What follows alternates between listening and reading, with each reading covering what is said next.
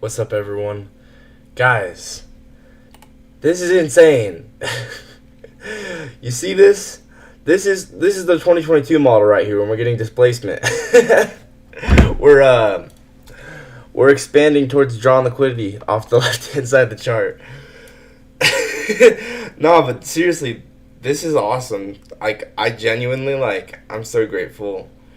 I mean, I'm just so grateful for you guys. So I just wanted to start off by saying that. But also, guys, I need to backtest yesterday because I haven't made the market recap. I'm gonna do that,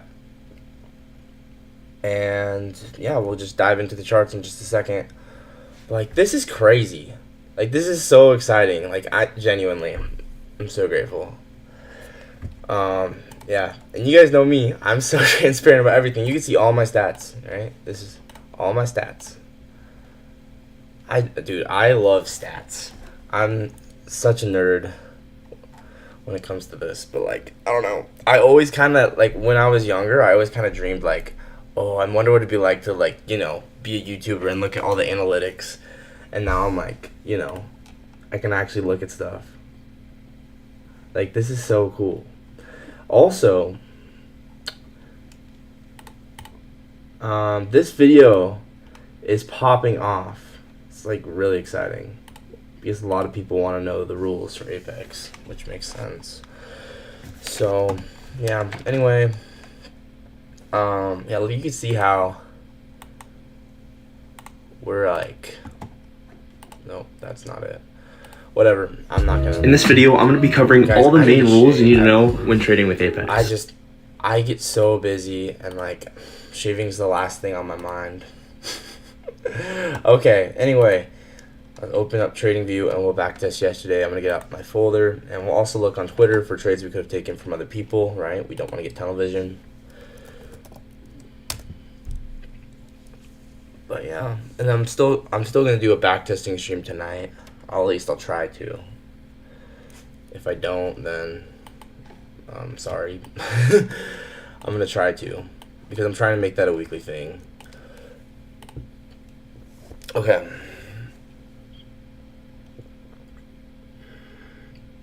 So, what should we look at now? Oh yeah, Twitter, right? So let's go to our notifications.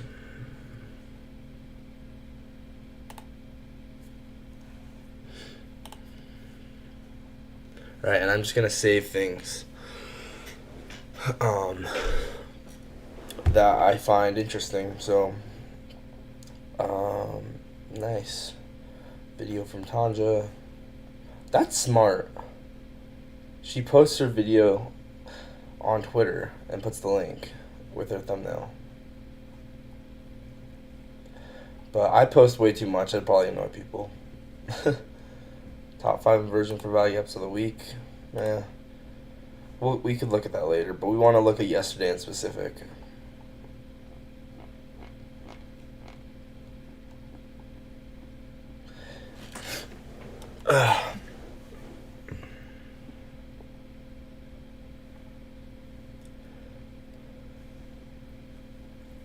This is the realest thing.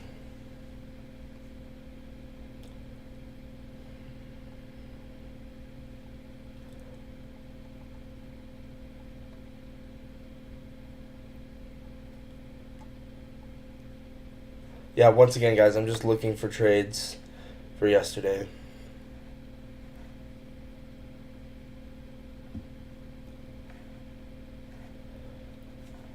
Why is it not letting me scroll? Bro, what?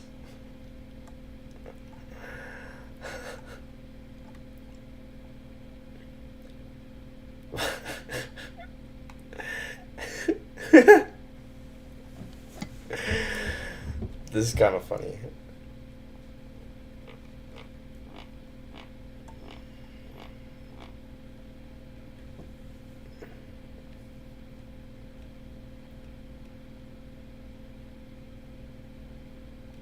Still, once again, I'm just looking for trades on Twitter, and then I'll go into the charts and look at trades on my own.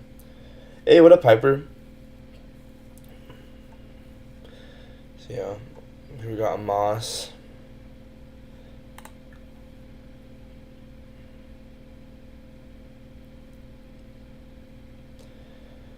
So, looking like a 2022 model. I know it's not exactly a 2022 model, but he uses an order block instead, but he marks out the survival gap. For me, I would take this as a 2022 model because of the survival gap with displacement. Yeah. So we'll save this one. Maybe we'll talk about that in market recap.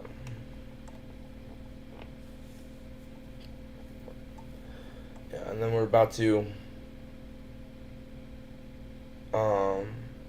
whatever it's called.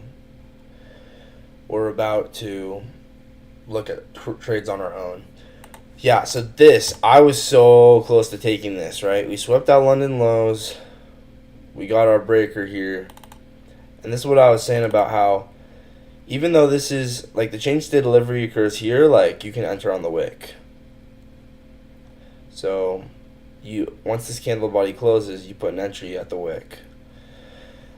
I don't know why I didn't take that, to be honest. Yeah, that was dumb. Should have taken that. I mean, it's just, in hindsight, it's so obvious.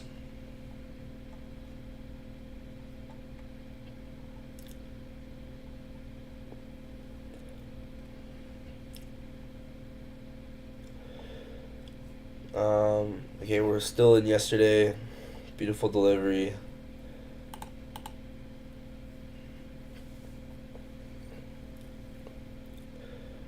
Yeah, this was nice. Same thing, right? Sweep out the lows. This is just really nice high time frame trade, in my opinion.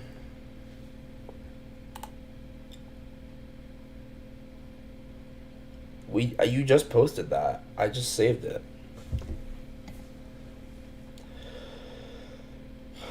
Oh yeah, that inversion everyone took. I'm not a single guy, but I gave this out in the student chat today because this level was picture perfect. I've gotten messages from people who aren't even my students thanking me for my free content. I have 3 YouTube videos. This goes to show you don't need to watch 40. Guys, I was backtesting yesterday. I'm not gonna lie. I kind of saw how you could enter here too. I think that's where. Anyway, I'll show you guys in the market recap. But that's a good one to save. Dude, this is the 3rd time he's posted the same tweet. That is similar to the loss I took. I'm starting to think this wasn't that good of a trade. Well, it was okay. We had 15-minute gap, 1-minute change state delivery. I thought we were going to at least hit break even, but we didn't. Same thing every day, absolute banger. Yeah, this was nice. Yeah, and same with this. A lot of people took that. Okay. Yeah, a lot of people took that.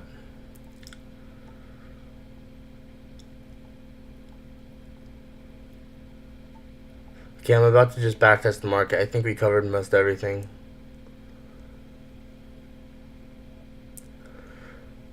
Yo, man, take a fib from high to low on the 1-hour chart. We were trading equilibrium zone, so we don't have a clear bias. Hunt 15-minute liquidity pools. Sort 2022 EP7. Test it now. Take a fib from the high to low. We were trading in the equilibrium zone, so we don't have a clear bias. Hunt 15-minute liquidity pools. Yeah, we were in equilibrium. I 100% agree. Dude, that's a great tip. Thank you, bro.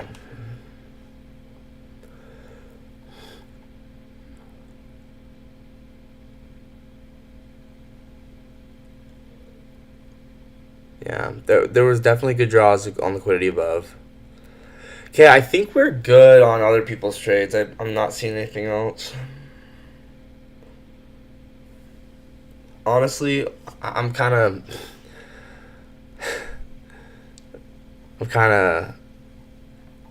annoyed with T-Trades. I don't even want to look at his stuff.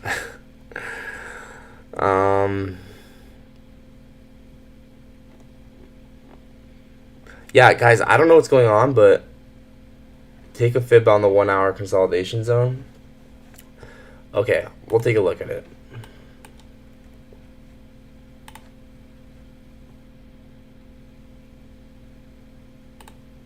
like this.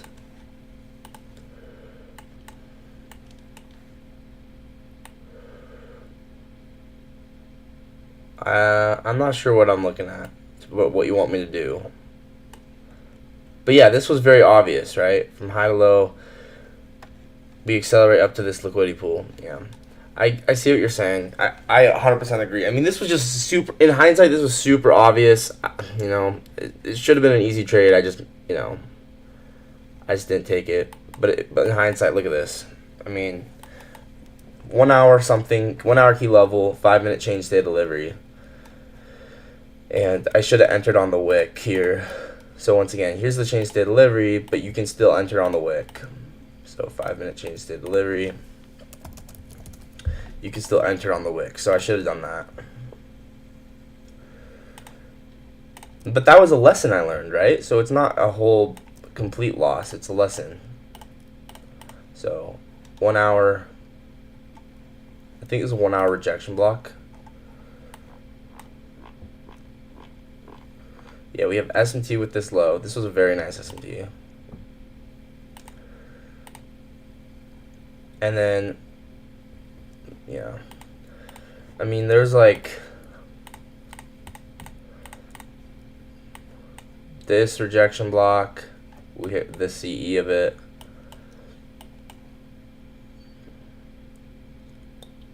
I kind of like this rejection block though, because this one is held. Yeah, I just did that. I looked at it. Now I'm backtesting, so. Okay, so SMT, we sweep out London's lows. Yeah, this was really nice. And I'm honestly, yeah, I'm going to have this 1 hour rejection block be the key level because we swept it, we held it on S&P, we swept it on NQ.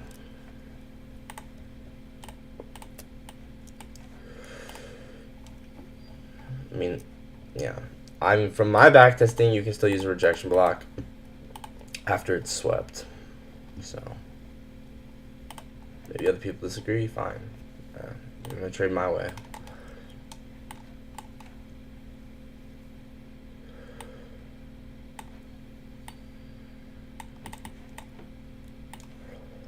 One hour rejection block.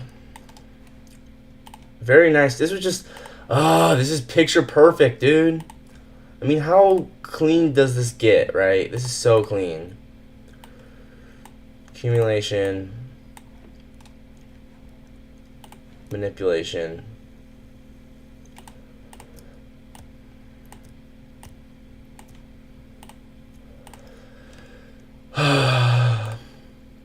Yeah.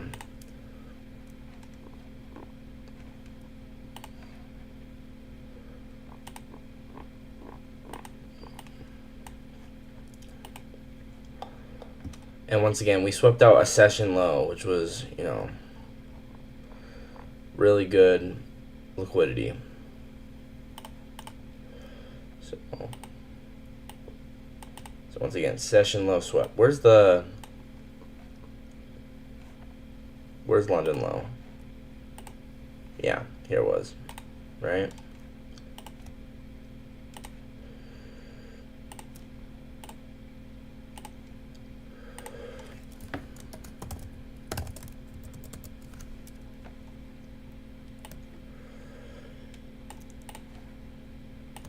So clean, man. And then right to London high.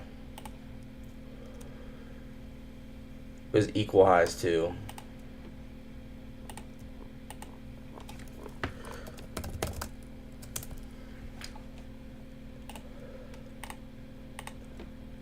And London and then Asia hit as well. And then I was genuinely considering, taking a trade that looked like this. I don't know why I didn't. I should have.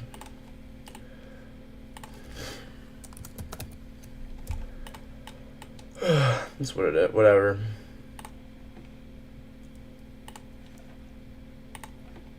Yeah. Now I know what to do for the future, right? We sweep out London lows, get 5-minute change day delivery. I'm entering on the wick of the change state delivery here. And honestly, with this much displacement, I think you could have stop loss probably here and be fine. Because I don't know why we would come all the way back down.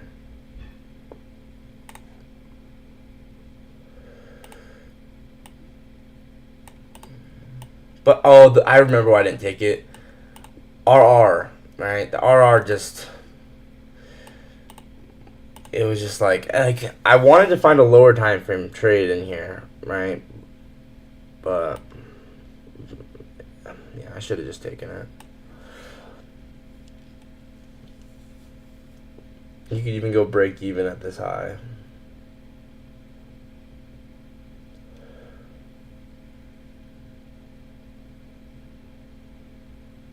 I backtested 2 months of your data using your OT as a confluence, and honestly, I was entering trades as a sniper.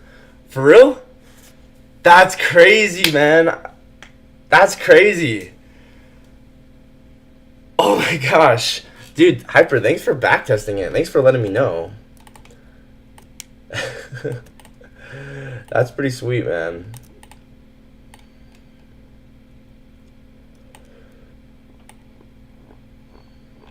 I discovered some more things last night, like crazy stuff. Like stuff you wouldn't even believe. Like genuinely that insane.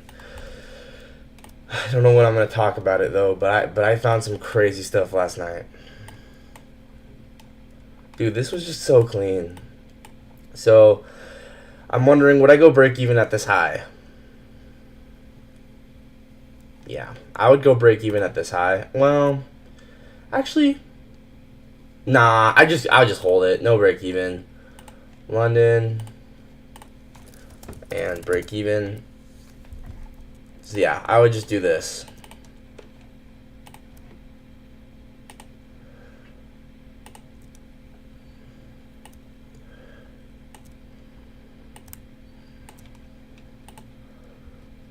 Because I feel like, you doing too much break even, like break even on a trade with this much signature, at some point you just have to take on risk. And like I know I'd want to go break even, but the chance I get break evened out was just too high. Like with this being such a good trade, I would want to at least hit TP1. So I'd probably not go break even because of conviction. Because this should hit. That should in every world hit TP1. You can see we did. So you have to know when to go break even and when not to, and that is all a personal preference thing as well. But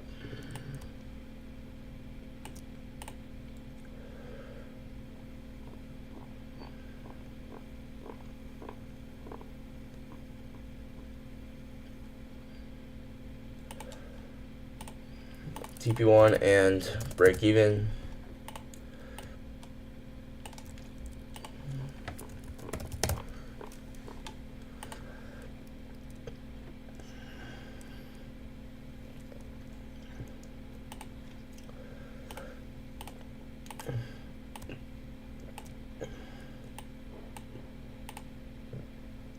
Personally, I'd take profit here in this consolidation, right? Because I wouldn't know.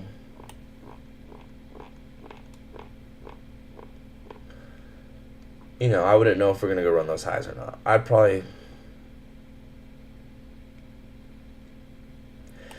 I'm not sure. Like, I'd probably just try and go whatever. Like, I'm just going to measure this out, and I'm being objective, right? Whatever it says the liquidity is, that's exactly where I'm going to take profit. So right here. So yeah, I'm not making this up. I would set my take profit right here, right? So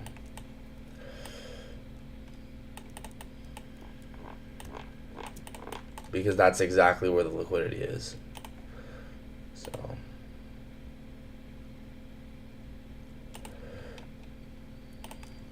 it looks like hindsight though. But I really do think I would have put my take profit there. I mean, you saw my other trades where I did that, so.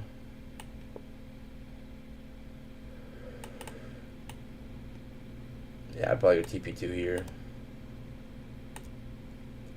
Or you could even do TP2 and then TP3. What's up, Haney?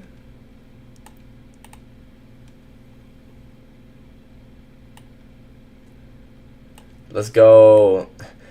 I mean, that's how it should be, Relax on the weekend. After, you had a really great trading week this week. Now you just gotta relax. Yeah, obviously I wanted to take this, but I just did not like the RR. That was the main reason I didn't take it.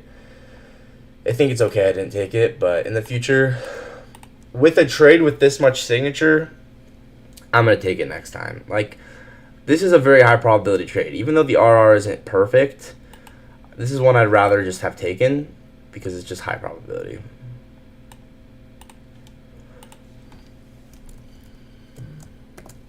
Didn't lose. That's crazy, man. And you have the self-control to know when to, like, you had the discipline and self-control to not keep trading, take infinite trades, and that's where most people lose, is they just keep going. Awesome, man.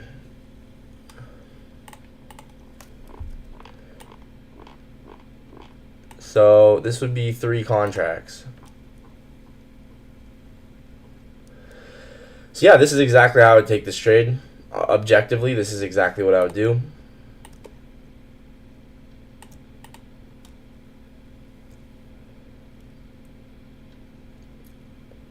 I mean, you could even go... Honestly, I don't know if this is too aggressive, but maybe even like that.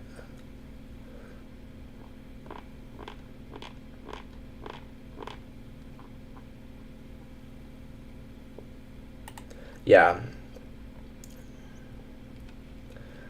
Yeah, I don't know if this is too aggressive, but I think this is fine. Because we have such good displacement, I'm expecting us to continue higher.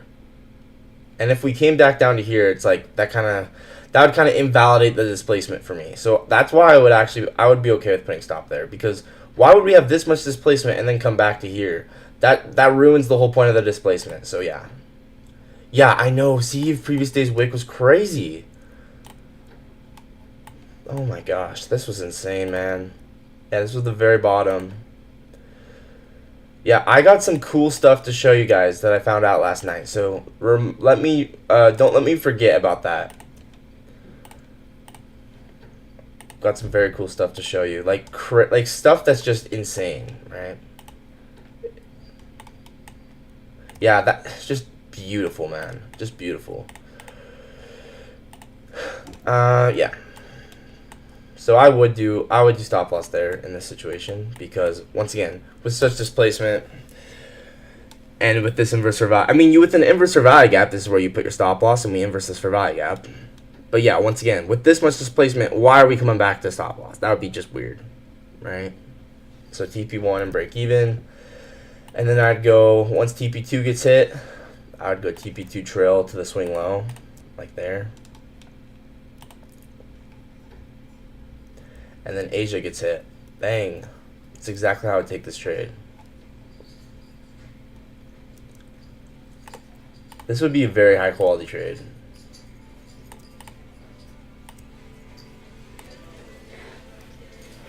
But yeah, so 4 contracts, right? I would do 4 contracts. 2 off at London.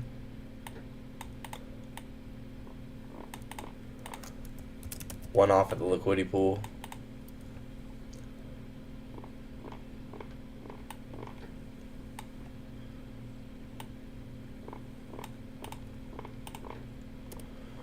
One, and then 1 more at Asia.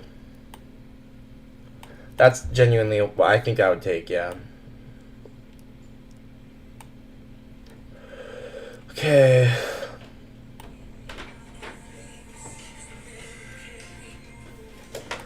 Screenshotting this. I think this is a beautiful trade.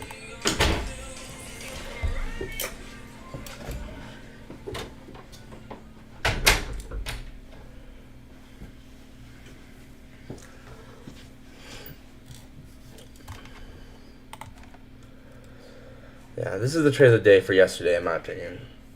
Even though the RR wasn't the best in the world, it was still worth taking, and I should have taken it. Because it's just really obvious. When you have this much displacement, you know you're going to be in line with the market. So, yeah, should have just taken it.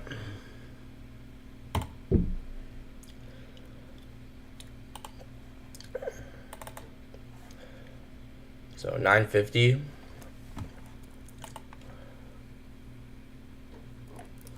950 flow state retest, 1 hour 5 minute. But there's so much cool stuff that happened yesterday.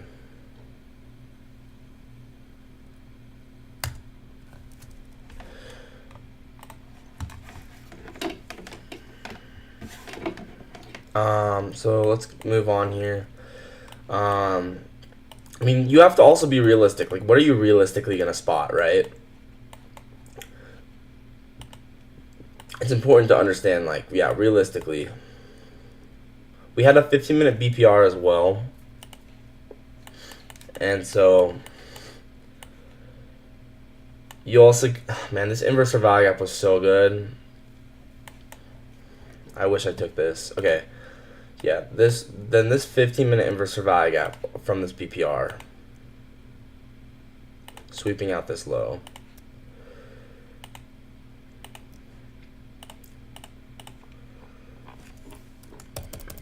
I'm not 15-minute inverse value gap, just a regular inverse value gap.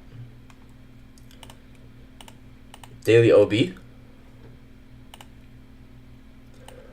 Oh, dang, yeah.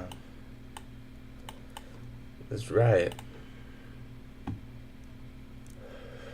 So yeah, this is more of my type of trade, right? Because I just don't like these trades. Like this was a decent probability trade, but the RR, I don't love the RR, especially because, you know, I'm not even taking all off here. So I feel like this would be like a trade where I'd probably get break evened out after the first TP got hit.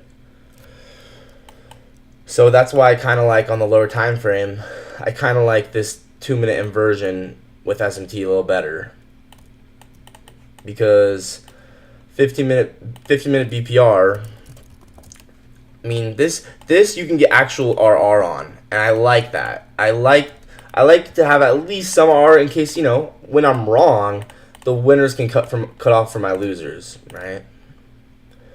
So yeah, I kind of wish I took this, because in hindsight, this was very, very nice. I just, you know, didn't see it in the moment. But once again, 15-minute BPR.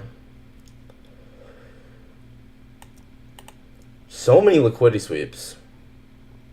SMT. I mean, this is just very, very... This is an inversion that's really nice, because we swept so much liquidity, and we have so much good liquidity above. Man, you could have really taken this and gone for crazy RR. Man, I can't believe I didn't take this. This is one where it's like, I should have made like a ton of money.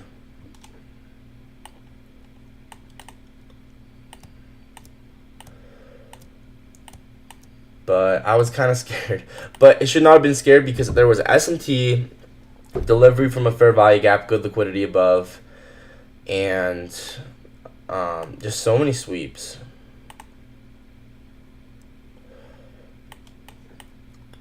Yeah, I should not have been scared to take it. But also, this is why it's so important to have all your confluences on the chart, and that's why I want to do my pre-market analysis, so I can have stuff like this 15-minute BPR marked out, so I can anticipate, like, you know, a trade where we come down and sweep this low into the BPR and then get an inversion, right? That's why I do my pre-market analysis, so I can mark out. So what I did yesterday was kind of dumb. Not yesterday, 2 days ago. It was kind of dumb. I should have just... Pre-market analysis should literally just be marking out fair value gaps and liquidity pools and draws on liquidity.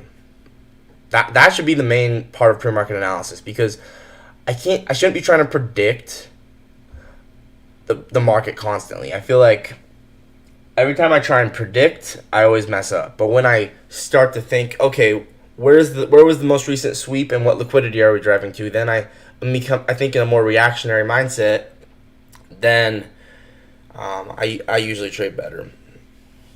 So, like, for instance, just having fair value gaps and liquidity pools marked out. How many fund did you trade with, and which prop? 11 and Apex. But they won't let me get any more right now, which is kind of annoying. I don't know why. There's too many liquidity sweeps marked out, and it's kind of annoying me. But I don't know. I want to prove a point that, like, we swept so much liquidity. So this inversion has all of these stop losses from all of these liquidity pools that are going to get stopped out up here. So there's so many stop losses is my point, right? This is what you want to see in a high quality inversion. You want to see so many liquidity sweeps because you know there's just tons of stop losses that got purged, right? That just makes sense. But I feel like I drew out too many liquidity sweeps. Anyway, inverse for value gap. Man, I can't believe I didn't take this. I'm brain dead for not taking this.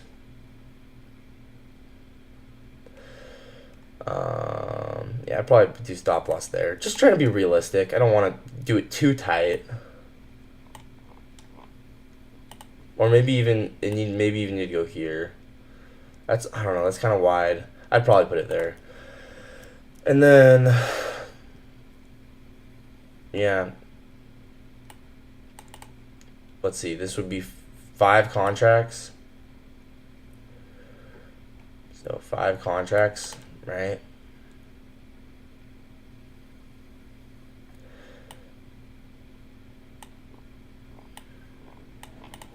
I don't know. Do you guys think that this could be a tighter stop? Like, obviously, I kind of want to, but that's probably just a hindsight thing. I think I need to be realistic and put the stop loss probably where I would put it, which is probably right there. So you do TP1 and break even. Now, to be honest, this is one where maybe I wouldn't even go break even actually.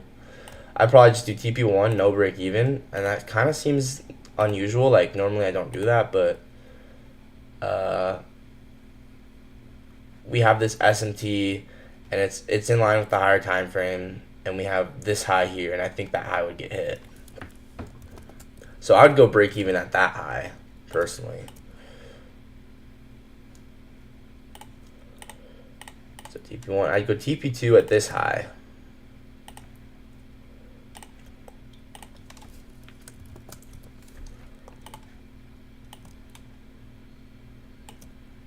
Second TP would get hit here. Once again, 5 contracts, right? So I do 5.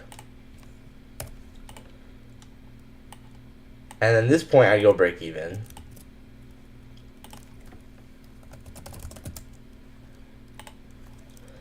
And then, you know, just based off a higher time frame, what's going on, I would hold runners. So, or maybe I'd go all off here. Kind of depends, like, what would happen, right? Because once we get this change state delivery, I'd probably want to hold runners. So realistically, I'm just going to be realistic. I'd probably want to hold runners, right? So I'd go TP2.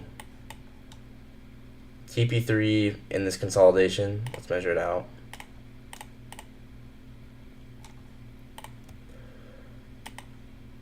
Right. See why I do this? Because it tells you exactly where stop losses are.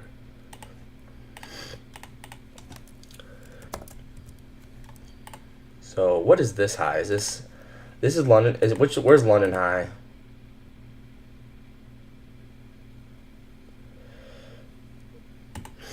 Yeah. So liquidity pool, really nice liquidity pool right here. Normally I don't spend so much time on single trades, but I think doing this is very helpful because, you know, it becomes more instinctual in the moment. Okay, where am I putting all my TPs?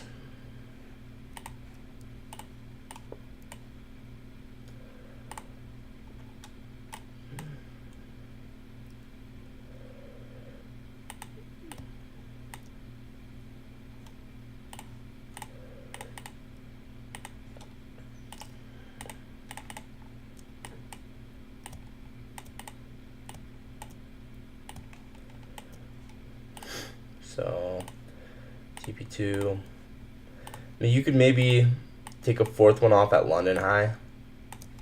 Because I like a lot of TPs because it's never all or nothing. It's never all or nothing, right?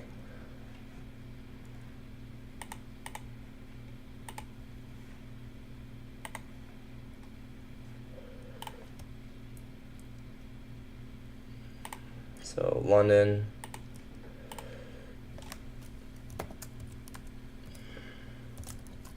What up, Cave? How's it going? So yeah, London would be my TP4. I'm mapping out trades from yesterday. And I really love this 2-minute inversion. Just so clear it's AMD, right? We're delivering for a fair value gap. We sweep out all these lows. We get SMT. We sweep London low, and we just have really good liquidity above. So I wish I took this, but it is what it is. Yeah, I'm doing good, dude. You know, one day at a time. That's not even London high, is it? Wasn't? Yeah, no, it was. Yeah. And then maybe probably just leave a runner. Probably leave a runner for this consolidation. So I would top tick this because I would put my take profit right in this consolidation, right? And that's just how I trade. So I would hit that final TP. Yeah, no, for real. I hate all-time highs. I'm trading okay. I took a good trade. I don't know what day it was, and then I took a stupid trade on Friday, but just one day at a time, dude. There was one day I took a really good trade, I think. I literally can't remember, but it's in my journal.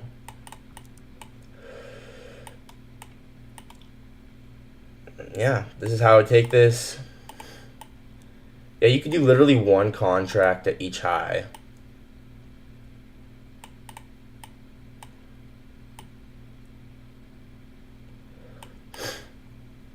But like the key is spotting the accumulation, manipulation, distribution. I don't really care about the entry model personally because the entry model is just the tool. What you're trading is the liquidity. You're trading where was the accumulation, where was the manipulation. So I don't care what I use. I don't care if it's an inversion. I don't care if it's a chain state delivery. I don't care if it's a 2022 gap. Because I am just reading the market and getting alongside with distribution. That's just how I see it. So I would just do one off here. There's no good or bad trade. Just make sure you have stop when I hit your max loss or profit. Exactly.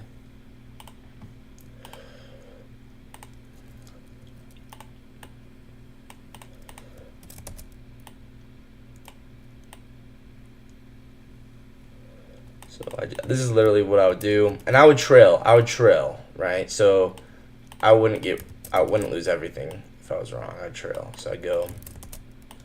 So let's see, how would I trail?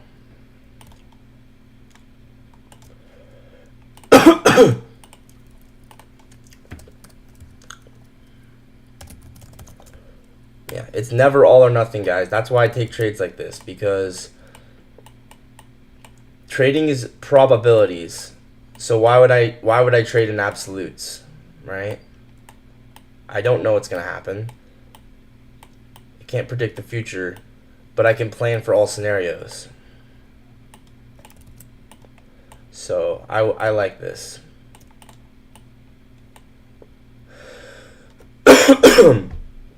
So,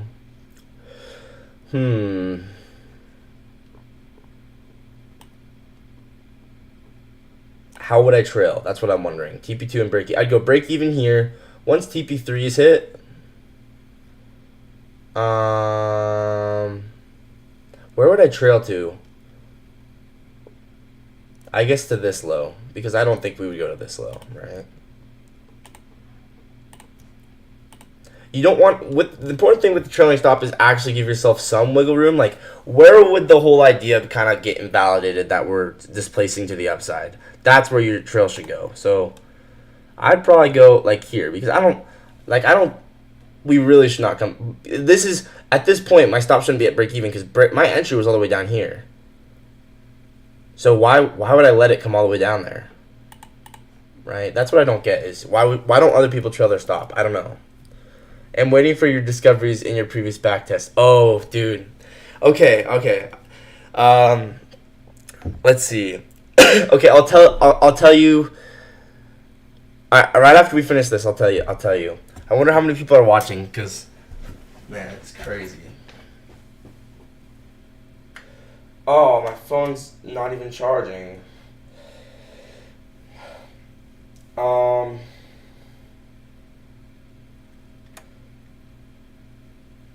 Can it charge? Hello? I want to see how many people are watching. I'll just look it up on YouTube. I'm curious.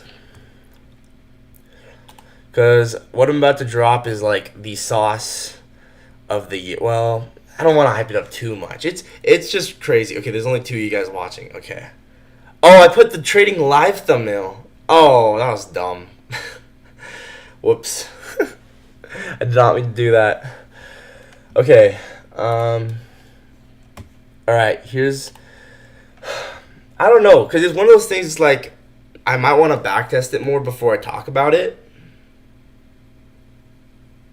And there's 2 different things, right?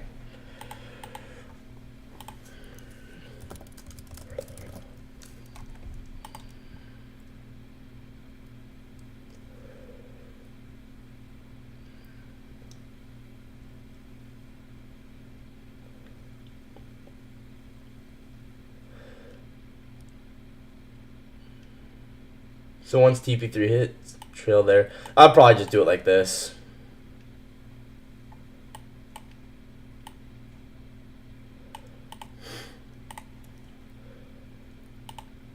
Because, like, whenever I take a trade, I go into it anticipating, you know, all of these should get hit. Like, I am anticipating to be on side of the entire move, right? But if it doesn't happen, I don't want to be upset that I didn't take profit, right? Okay,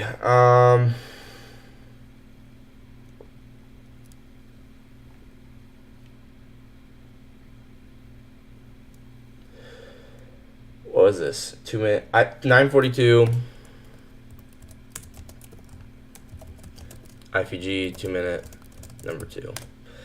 I'm not sure. I might want to backtest it more though. Is the thing, because it's like, you know, I want to make sure it's like legit. Okay, I'll just show you. So you measure out. So you know how you can measure out different things for standard deviations? Like you can measure out breakers, right? So I can measure out a breaker. Like, that's not right. So I can measure out a breaker. And you can use breakers for standard deviations because, once again, people enter on breakers. So they put their stop loss below the breaker and then they target these standard deviations, right? So take profit 2, take profit 3. Oh, that's not even the right. TP4, TP5, right? This is how people take profit, is using standard deviations, right? So, okay. So now that we got that straight, right? You can measure out a lot of different things. You can measure out a breaker. So this is the first thing you can measure out. So let's mark out those standard deviations. 1.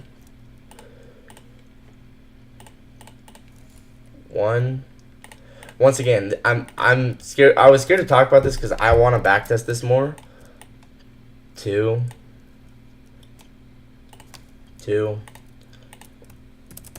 3. And then 4.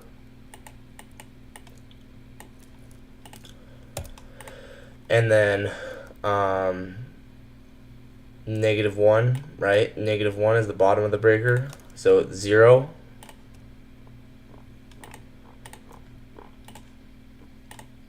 0. -1.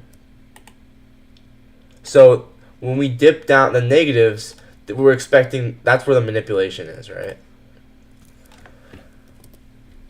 And just bear with me here. I'm gonna make it make sense.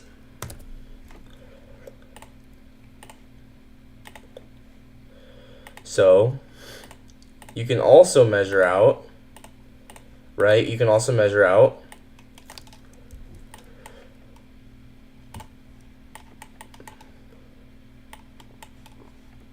let's see which one I did.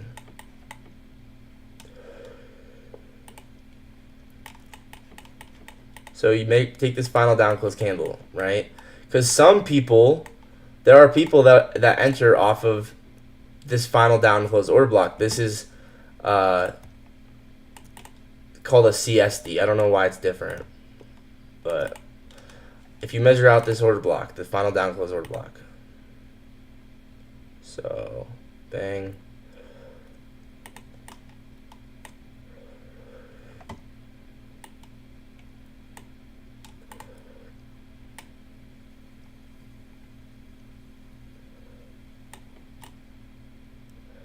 So, hang on a second. Make sure I'm doing this right. Oh yeah, I did it from the body. Okay. So, from the body to the low.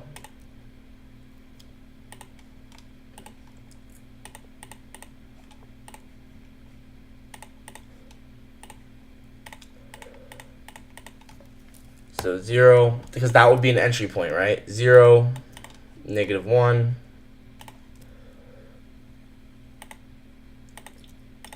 -1,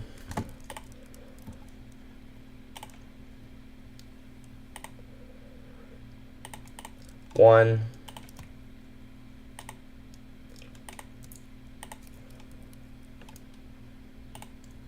2. So once again, where do we go? The fourth standard deviation perfectly. And the fifth standard deviation overlaps with the second standard deviation. So just keep watching, bear with me. So 2, 3, 4,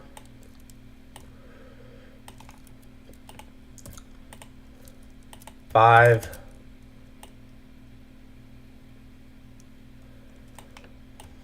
5. Whoop. So 5. So first distribution, whoops, to the fourth standard deviation. Wait, I wasn't done with that.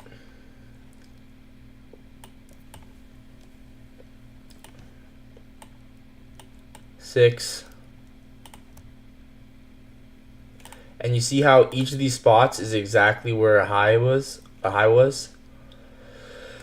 Okay. So this is why I didn't know if I want to talk about it, because this theory is still in beta, very much in beta, right? 7, 8.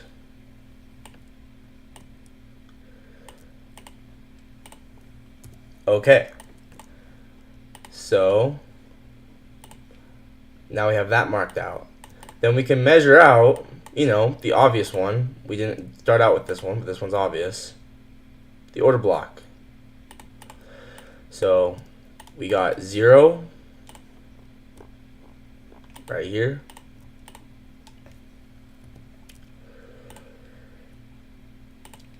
1,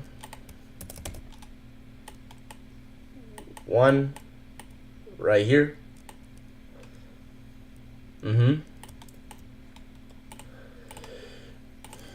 1, 2. So what do you got? What do you see here? What do you see?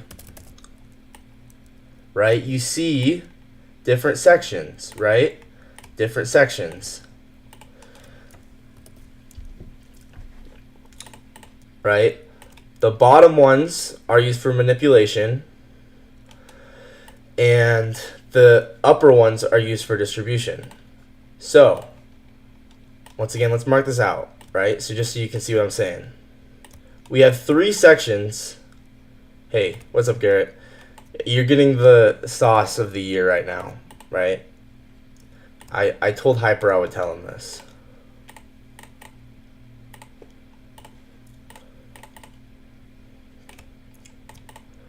So 3, 4, and then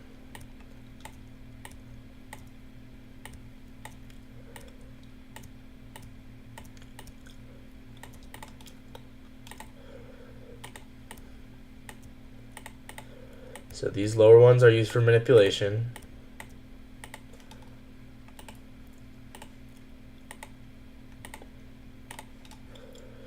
Okay. I'll just keep it like that for now.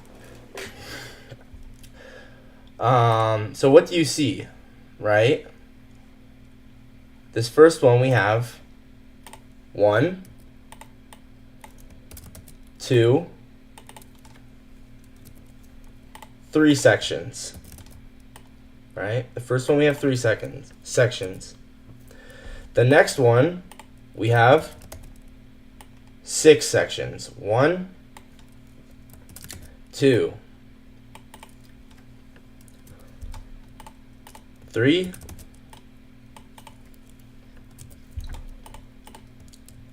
4,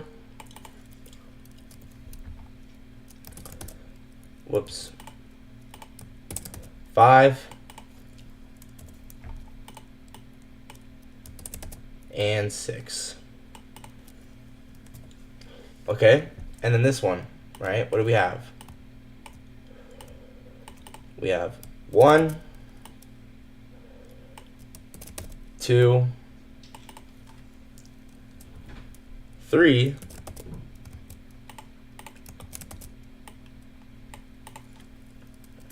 4.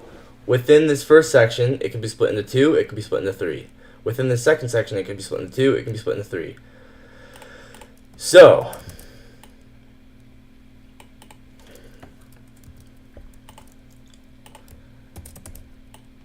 let's keep going. 5,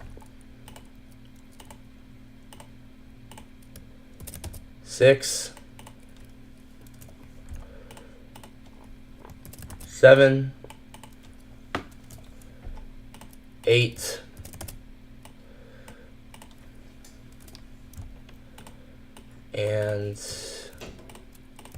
9. So this is basically the dealing range for our market maker model, right? We frame out all the standard deviations, find where all of them line up, right? And pair this into a 3, 6, 9 matrix. So 3, 6, 9. Find the 3, 6, 9 matrix. And where the 3, 6, and 9, the standard deviations of all of them line up, that's the extension of the model, right? And you can see that this one, right? So the market moves like this. It moves from 0 down to -1, up to +1, down to down to 1. So down 1. And then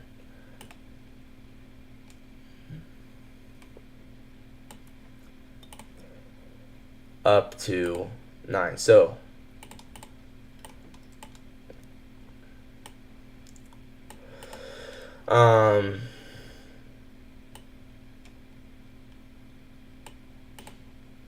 yeah, we have, let me go over here.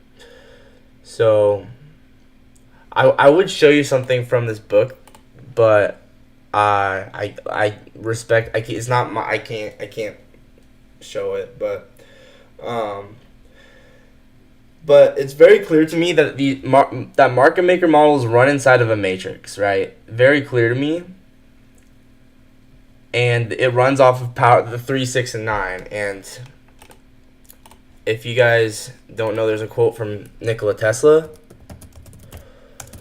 So 3, 6, 9.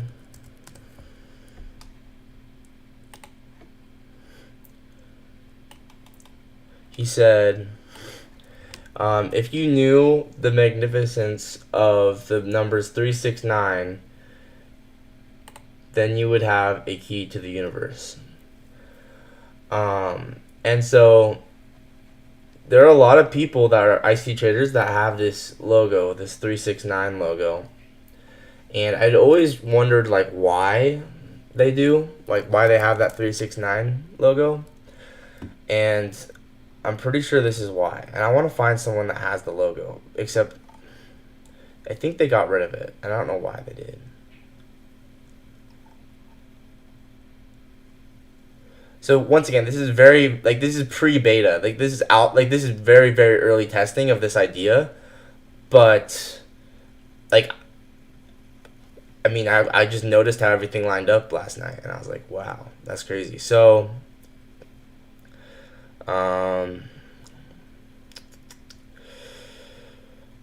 where's the Discord for this? Oh, I just want to see if there's anyone that has the little 369 profile pic. Because Yags used to have it, and then he switched it. So, well, I guess he changed his name to Jack. I don't actually know. Anyway. The guy who is the owner of this server, he had a logo of that 369 thing, right? And so I always kind of wondered like what it meant. Yeah. So what I'm trying to say is I really do think market maker models run inside these dealing ranges. And I think it has to do with the standard deviations aligning in sets of 3, 6, and 9. But I don't quite understand everything yet.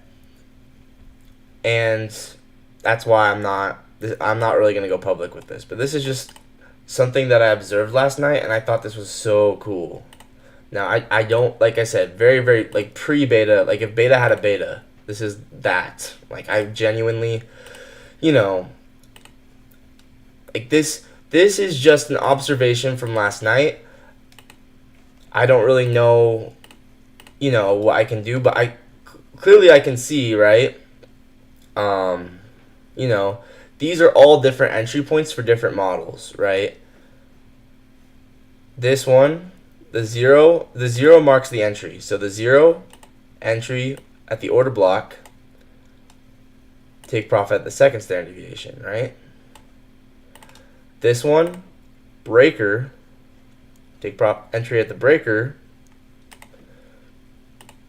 stop loss here, take profit at the fourth standard deviation, right? This one, enter at the final down close order block. So there's that's called a CSD, and then that also lines up with that.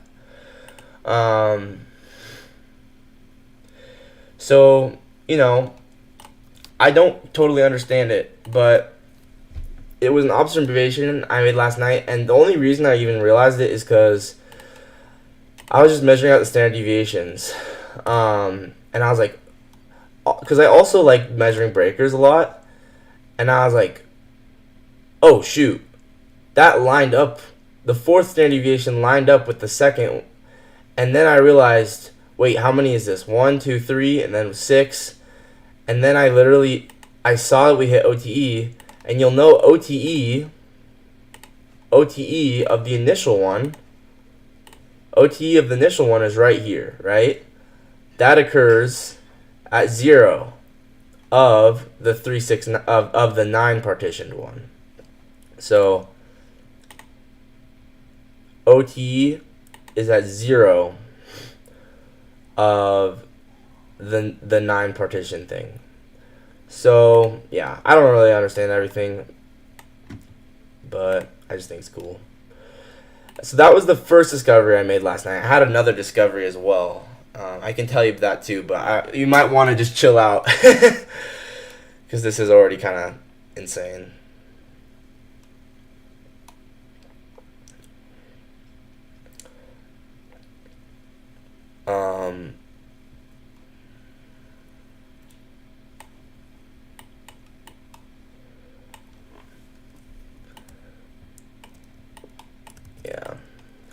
genuinely crazy. Like, don't ask me how I figured this out. Like, I literally just measured stuff out, and it's like, but I'm gonna give a name to this theory. I'm gonna call it standard deviation alignment, and it's just like, obviously that's exactly so SDA standard deviation alignment, and basically you just align up the standard deviations, find the 369 matrix, right, and then you can frame your trade within the 369 matrix, right? So crazy. What up, Hannah? You're in the middle of a giant saw stumping session, like one of the craziest sessions I've ever done. I honestly, I was considering not even talking about this, but I genuinely think it's that crazy. Or I always tell you guys everything, so, but I probably won't talk about this for a while. Yeah, and dude, this is not the end, bro. This is not the end. Look at the bottom, right? This was at a new day opening gap.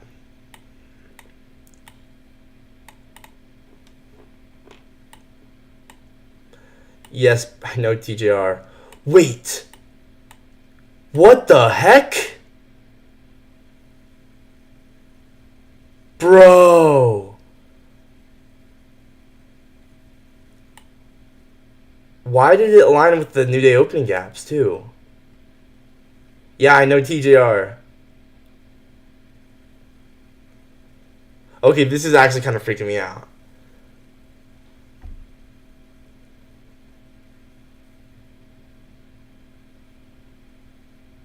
Boom, boom, boom, boom.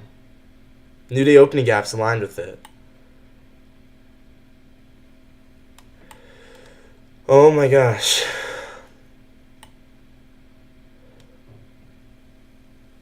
Dude, this actually might be coded, bro. Yes, the strategy's good. It's the 2022 model. Dude, the market might actually be coded. Like, I know, like, I really don't.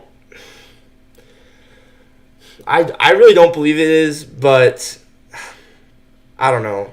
Like, I personally just see it as entries and liquidity, but I don't know, man. Like, it might be coded. I don't know.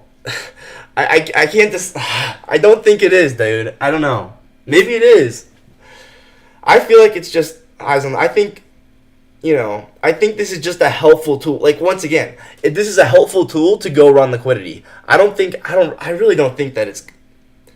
I really don't think it's fully predetermined. But that would be, if it was, that would be crazy. But I mean, there's no way, right? I think this is just a helpful tool to go run liquidity. Once again, market, to me, all I see the market as is entries and highs and lows.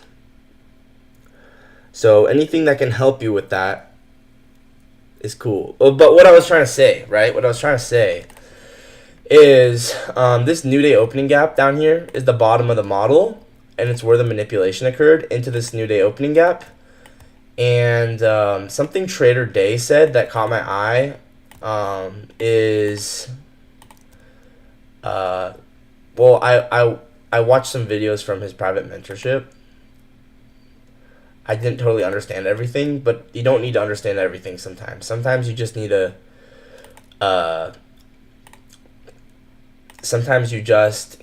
understand parts of it, and then the rest of it starts to make sense. So what I do know from his mentorship of what I watched is you want to get. You think? I mean, this is very convincing. But I don't know. I feel like it might just be. It might. Like, I think it's just, a tool to go run liquidity, right? I think the algorithm is, like, because at the end of the day, if someone with enough buying power bought in against the algorithm, they could disrupt it, right? Theoretically, like, if I had $7 billion, I could just short the market, and then the market's gonna follow whatever orders. So, it doesn't have to, right?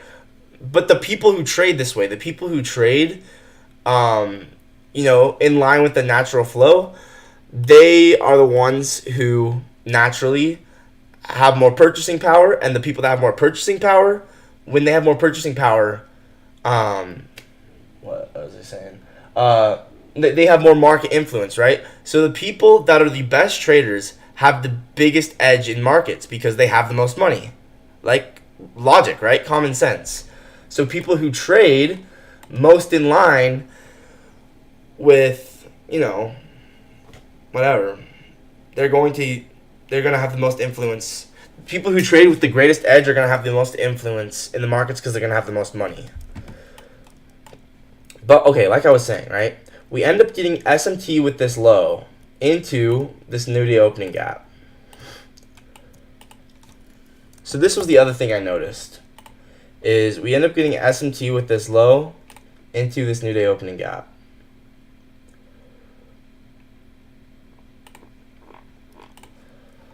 So, okay. So now, one thing that I really like is seeing SMT with a new day opening gap at the bottom of my trades, because that's smart money. Getting an entry point at the bottom of the market maker model is whenever you have SMT with a new day opening gap, like the people that are quarterly theory traders, like Trader Day, they're entering using the new day opening gap with the SMT. I don't understand quarterly theory all the way yet, but I know that they're getting in at the very bottom of the market maker model. And so you can see how this occurs at the bottom of this matrix here. And so what I want to see at the bottom of the market maker model is I want to see SMT with a new day opening gap, because that is going to increase my conviction a ton that that's the bottom. So from 0 to 0,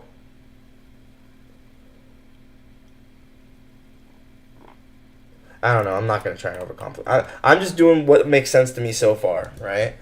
Like, I know this is overcomplicating stuff initially, but I want to keep it within the realm of reality so I can actually use it, right? Because if I can't use it, this is all pointless. I just want to be able to use it because I can tell that it's like, it's moving in this way, but I don't, if I can't use it, it's all nonsense. It means nothing. So I want to be able to use this. How can I use this for my trades?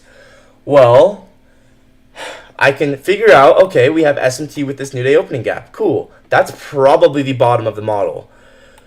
So now I measure all the standard deviations. Okay, this is first distribution up to number 1 because of all these align here. And then, so I'm expecting distribution from -1 to 1.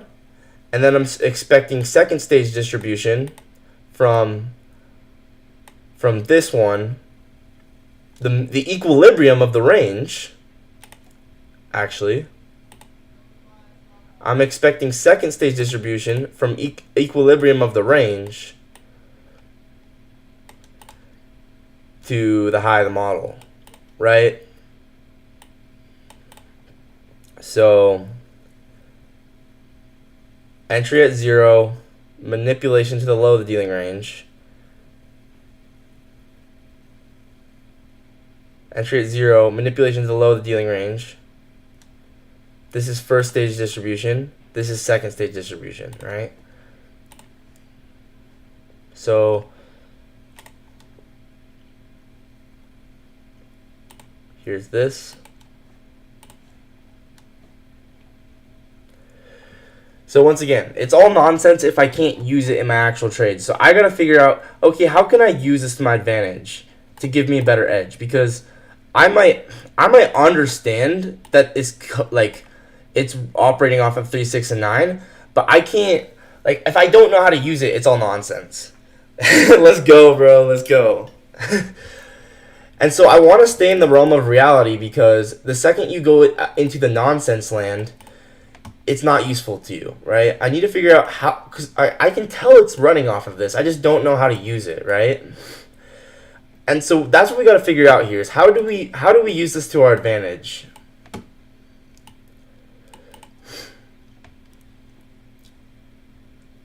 Yo, just try using trend lines. No need to make it complex. This is just a for fun stream. This isn't. I don't trade like this, right? I'm just showing you guys how perfect it is, right?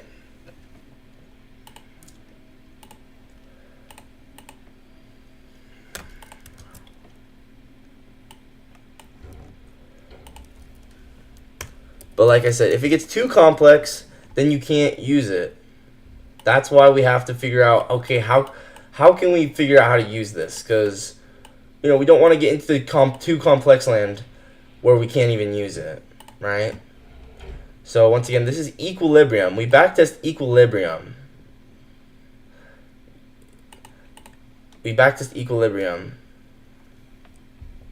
Yeah, so once again, like,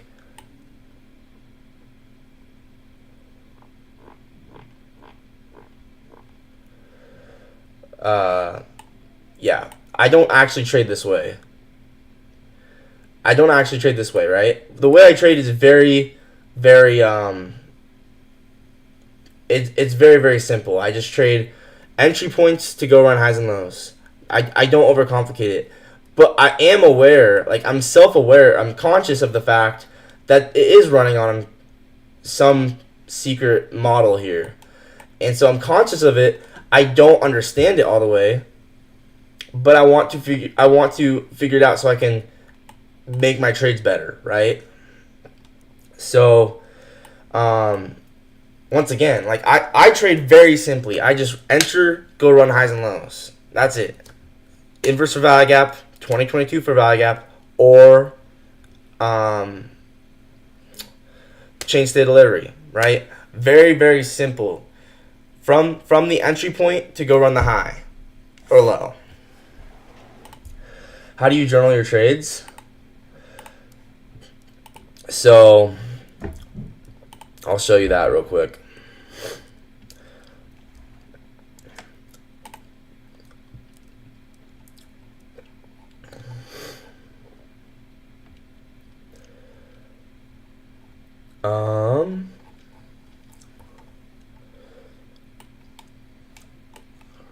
So yeah, basically I put in my spreadsheet the trade, the time frame, the model, whether it's win, loss, break even. Then my journal, my note entry goes right here, and image of it goes here. Post trade approval, you can see I'm kind of sucking at that right now. Like, I want to get to the point where these are all green check marks. So every single time I take a trade, I always have post trade approval. When I get to that point, I really do think hopefully I'll be profitable. But I still make mistakes and I do stupid things. But this is how I journal, and just put the image in here, put my notes right here, and it's very systemized. And then I was copying this over and putting it in like my Discord chat, but I was like, that's just more work than's needed, right? I'd rather just put it here. So this is what I do. And then as far as actually like marking stuff out whenever I note out a trade, right? So I have on my desktop, I have a folder for trades. I have all these different assets. I don't know what that one's there for. And then I split it up by month.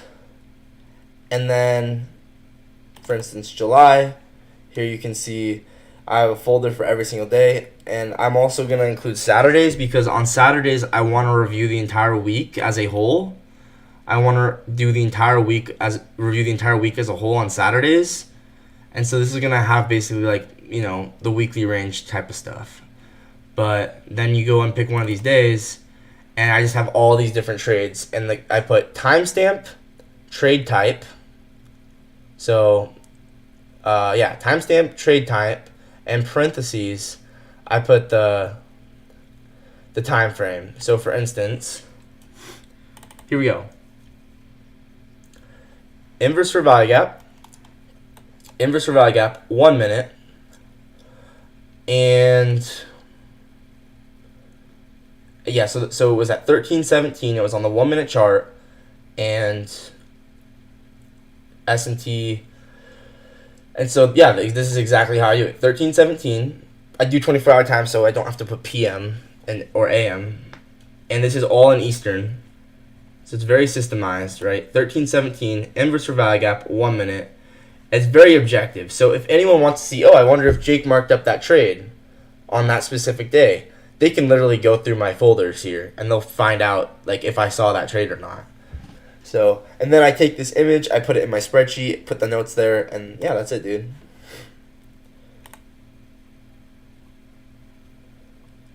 Oh wow, a lot of people said a lot of things. I use Twitter for my journal and use Control F to get dates. Yeah, that's another thing is I'm trying to start posting all my trades to Twitter, and I've been kind of sucking at it. But I want to start posting all my trades to Twitter, win or loss. And if it's like if for instance if it's 2 trades, I go 0 for 2, 1 for 2, 2 for 2, and then I put the trades. If it's a break even, I'll just go 1-0-1 or something if I won one and I had a break even. But I'm trying to post them all to Twitter for sure. How about Notion? And use another app to track my wins. I don't know, man. I don't really want an app because if I ever have to I hate using anything other than my own access. Like if an app went down or if the app I don't want to have my stuff on a website because I'd rather just have the folders forever. Like what if the website goes down? But also I know it's a lot of people like it, but I personally would just I like the raw form of noting stuff down, taking notes. Yo, how long have you been trading? I'm a 14-year-old trying to be like you. Who do you think I could watch and become a profitable trader? Personally, dude, I would just watch all my market recaps every single day, and I cover. They're usually simple trades. They're not. I try and make the trades simple. Sometimes I get into cool stuff at the end, but I try and keep the trades simple, like actual trades you can enter off of, like an inverse or value gap. With a liquidity sweep or like a higher time frame for value gap, a line time frame change state delivery. Like I try and keep the trades simple. So I think you should just watch those market recaps. But also, Dodgy's a good mentor as well. And yeah, but yeah, that's probably what I'll say. If you had to pick someone that's not me, probably Dodgy. So. Oh, guys, and I'm trying to get my own Apex code. Check this out. I don't know if I should be showing my emails, but, it's too late. I'm already doing it. So, what could you explain? Like, how do you see, liquidity sweeps? Wait, could you explain how you see... Yeah, I'll explain that. Yeah, I'll give you an example. So, I was messaging them. Check out what they said. We've noted your custom code as Jake trades it. We're excited to move forward with your onboarding as an affiliate for Apex Trader Funding. So that's kind of hype. I think they're going to approve me for that. But I need to figure out why I can't buy more evaluations because that's kind of annoying me right now. But yeah, this is exciting. I'm getting my own code. No more having to say code Dodgy. I can say Jake trades it. Liquidity sweeps. Could you explain liquidity sweeps? Yeah, it's very simple, bro. It's literally just any time we react off of an old low or an old high. So look at this low here. See how we pop off of it, right? So we go below it and we pop off of it. See that pop and then we go higher? That's a sweep. Anytime you see the market react off of an old low or old high in the market. Like, for instance, this is a sweep, right? We have relatively equal highs. We pop off of it, and then we go to the other side and run liquidity. So, pop, down. Here's another one, right? We have a low. We react off of it, right? We actually sweep 2 different points. We sweep this and we sweep this.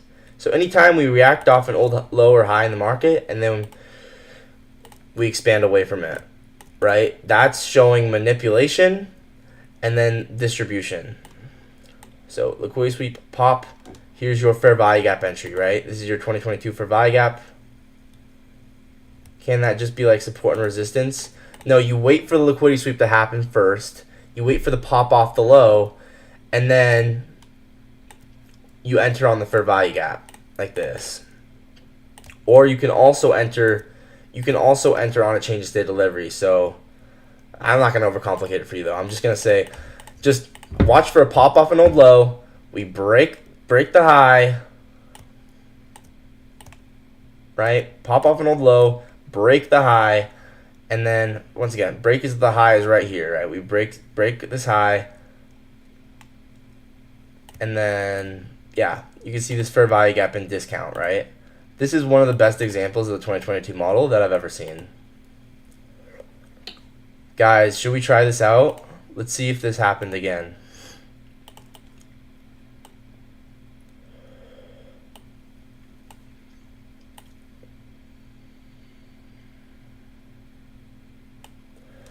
One, two, three, four, -1. I don't want to overcomplicate it. It's gonna hurt my brain. I'm not gonna do it.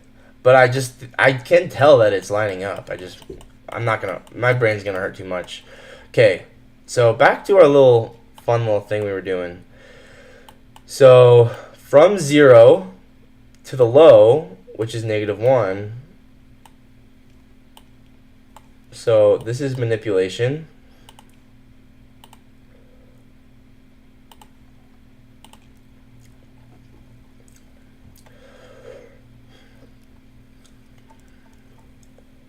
So boom. I'm gonna move on and we'll keep looking at more trades. For me, the hardest to like understand is the breaker block. Yeah, I could definitely explain the breaker block to you. Yeah, I know breaker blocks. Okay, I think we should move on from this, but I just wanna wrap this up, and then we'll go look at actual trades because I think this is kind of pointless until we can actually use it. So I will move on from this in just a second, but I just want to wrap this up. Equilibrium, we backtest equilibrium of the range, right? So equilibrium high,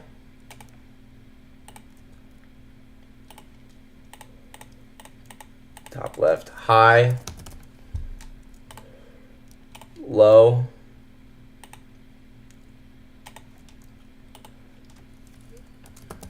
so yeah, I just want to finish this up. So this is the starting point to the low, to the 1, to the equilibrium, to the high. So this is, I don't even know what to call this, like from 1/3, what do you even call this, 1/3 of the range? So 1/3, from 1/3 of the range down to the low. This is probably why they just do 3, 6, and 9, so you have to do 1/3, right? From 1/3 of the range down to the low, to 2/3 of the range,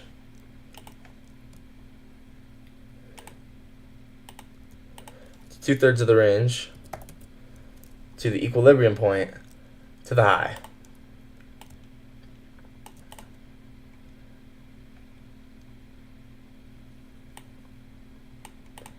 So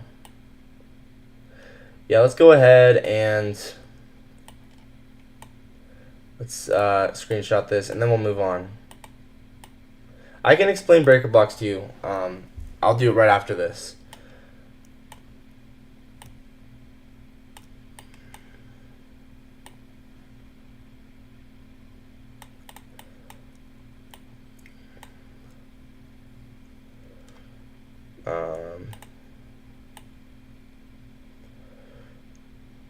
Okay, right, saving this. So we have to remember this, right? From 1/3 to the low, to 2/3 to equilibrium, to the high.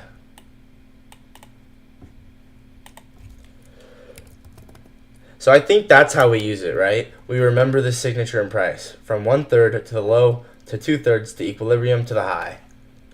We just got to remember that signature. And that's how we're going to use this. This is actually a way we can actually use this, right?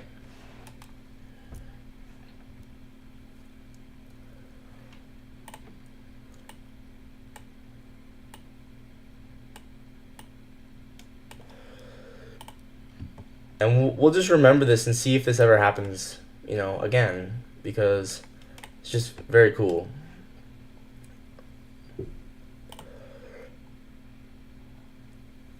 So, what do we even call this? I'll just call this treasure map. Treasure map. That's kind of like your treasure map, right? You want to see this from 1/3 to the low to 2/3 to equilibrium to the high. Okay, we're done with this. Let's move on. Sorry guys, I didn't want to waste people's time, but people asked me what it was that I saw last night, and I just want to show. So a breaker block is, okay, how do I explain? So a breaker block. So first thing you want to look for is where's the violent move that takes liquidity, right? The violent move low. Let's go on the 5 minute. There's probably a better example, right? Okay. So where's the violent move that takes liquidity? Actually, I think this is a better example.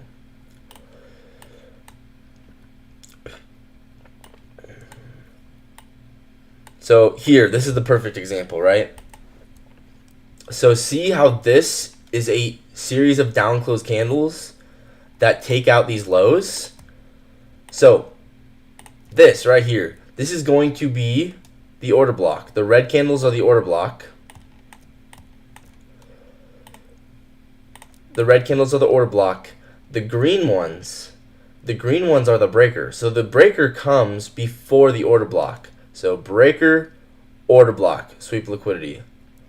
So once again, you can mark out a breaker pretty much however you want. Both of these candles you can use, right? You mark out both of them. You can mark it out like this.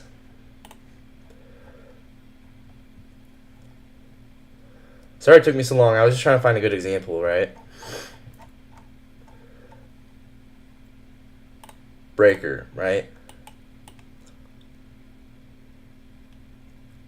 Boom. Boom. And you can even mark it out with just the wick.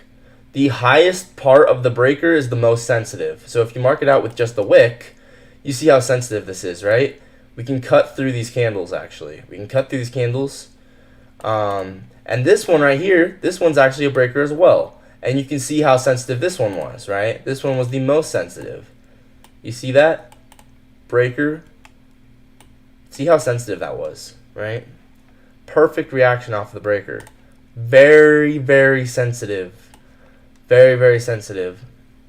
So, one way you can use this is a very high probability breaker, by the way, because it's the highest up close candle before this violent move that takes liquidity. This is a very high probability breaker. So now we can actually use this breaker as our key level for a lower time frame model, right? So 15-minute breaker, we have to go to the aligned time frame. So 15-minute key level aligns with the 1 minute. We drop down to the 1 minute. And we look for a 1 minute change state delivery. Personally, I like this one the most. Well, you might actually not take this because it's not obvious enough. But then once we get this candle here, okay, I'd probably enter on this one or this one. So 1 minute change state delivery. Once again, you can do either of these other ones. I prefer to wait until it's obvious that we're ready to go around liquidity. But once we get this candle here, it's obvious to me because we wick the low into the fair value gap. I'm anticipating, or maybe you could even wait till later on. Maybe you wait till this candle. This one this will be obvious, right? I'd probably go. I don't know. I don't want to make it more complicated than it is. You could also just enter on the retest of the change state delivery. It honestly doesn't matter too much. And then 1 minute change state delivery off of the 15-minute breaker. Look how precise this is, man. Like crazy stuff. I mean, if you entered on the lowest one, right, off the lowest change of state delivery, from this 15-minute breaker. Like, that would be crazy RR, right?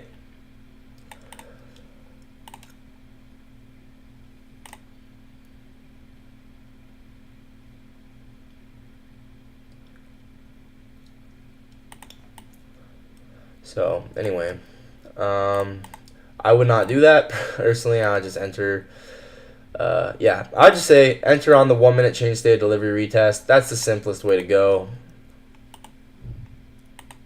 So, we retest this 1 minute change state of delivery, stop loss at the low. Yeah, this is how I would take it, right? 1 minute change state of delivery, 15-minute breaker, enter. Stop loss at the low. And then bang. Bang. See that? So this breaker was super sensitive, right? And so we knew we want to see change state of delivery, and then boom. 15-minute breaker, 1 minute change state of delivery, boom.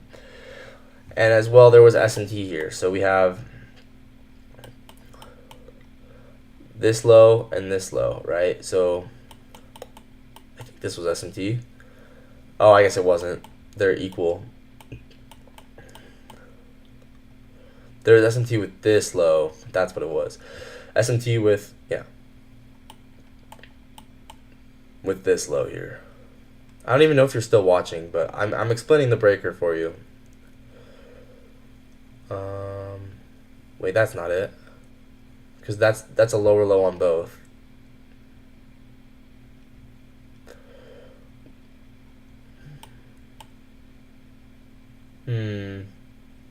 I thought there was SMT with this trade, to be honest. I don't know. Okay, anyway, that was kind of cool that breaker was so sensitive because, yeah. Anyway. Let's go back to actually backtesting the market. Sorry, guys, that was a long tangent, but we are back now. Let's keep backtesting.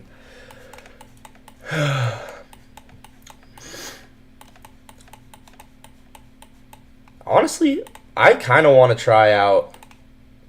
Oh. Isn't there a little tool here for this?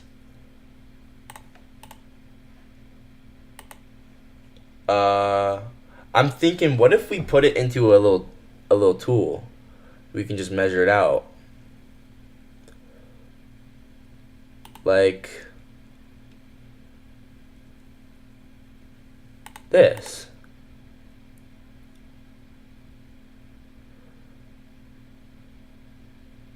Nah, I'm not gonna do that right now.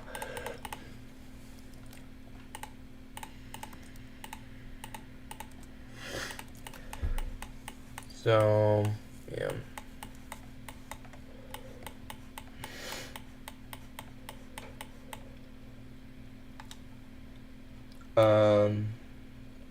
Okay, where were we?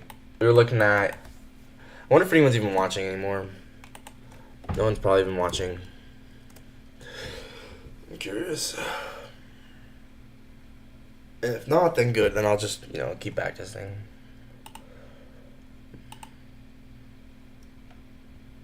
Oh, there's two people. Nice. It's probably Hyper and Haney. Okay. So yeah, let's review more. So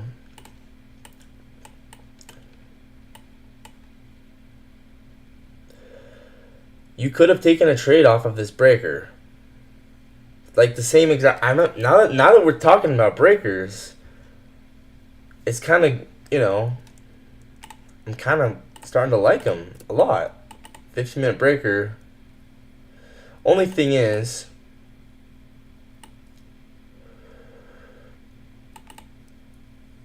we don't actually come down and retest it, so I probably wouldn't get a trade.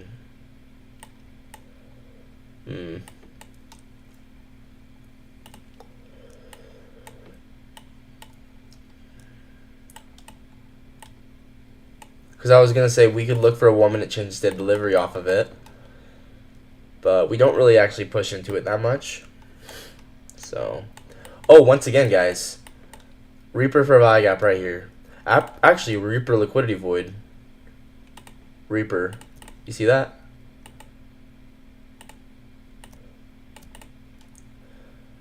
That's the fair value gap and discount of a breaker.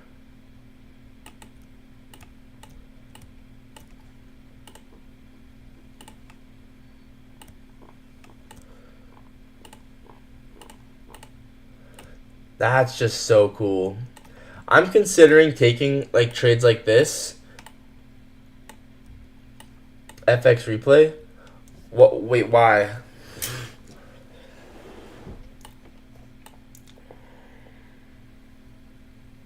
You to backtest? You mean? Oh, I don't. I just don't like doing FX replay. It just doesn't feel real to me. I don't know. I'd rather just observe. People tell me to do that all the time.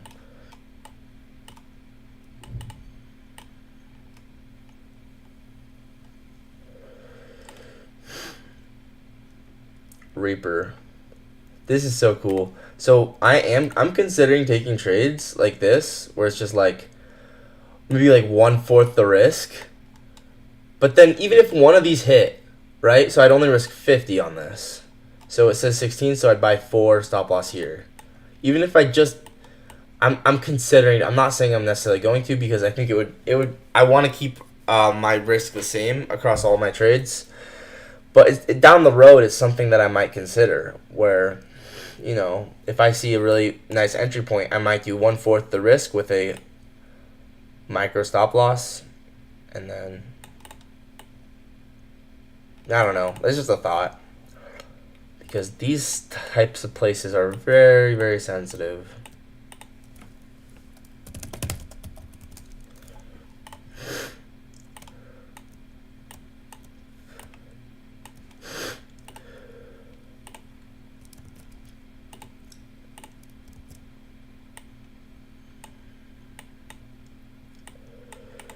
So once again, the Reaper is the fair value gap and discount of a breaker. And since this was a liquidity void, I wanted to use the liquidity void. So this is a breaker because we sweep liquidity with SMT.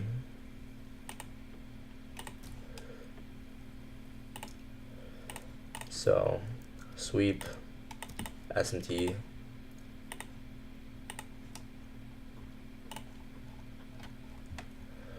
So Reaper was very sensitive, right? You see how this Reaper was the entry point?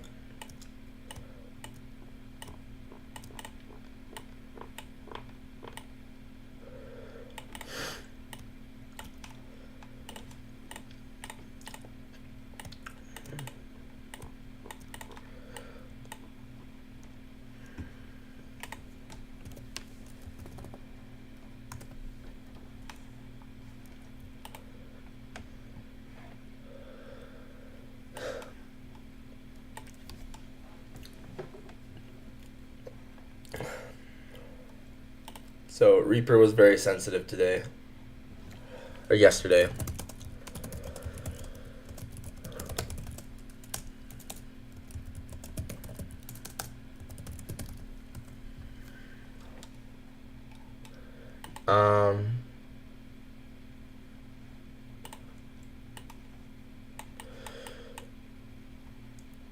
Yeah, so this is tricky because this breaker does not get validated, right? Oh, but it does, kind of. This is a very interesting scenario. Because we get a change in state of delivery, but we do not close above the wick. But I guess this breaker is still valid, even though, so we get the change in state of delivery, right? We get the change in state of delivery here, 15-minute change in state of delivery. After sweeping liquidity with S&T, 15-minute change state delivery. It's like, okay.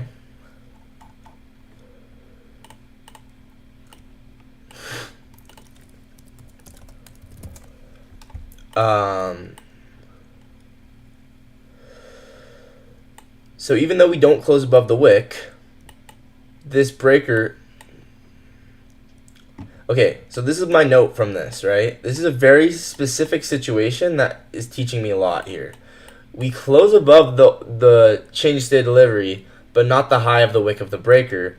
But it's still, this change state delivery still validates this breaker as a breaker block, even though we don't even close above the wick. We only get the change state delivery. So breaker validated by CSD. It did not need to close above the wick to become valid. Only the body.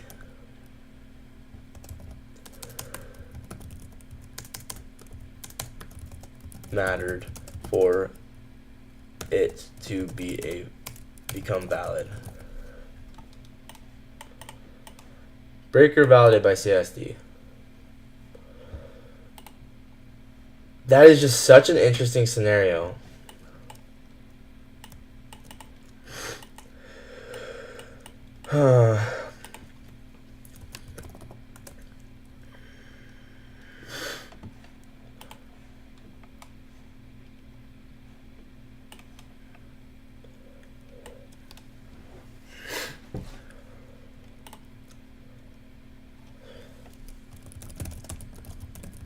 By CSD did not need to close above the wick.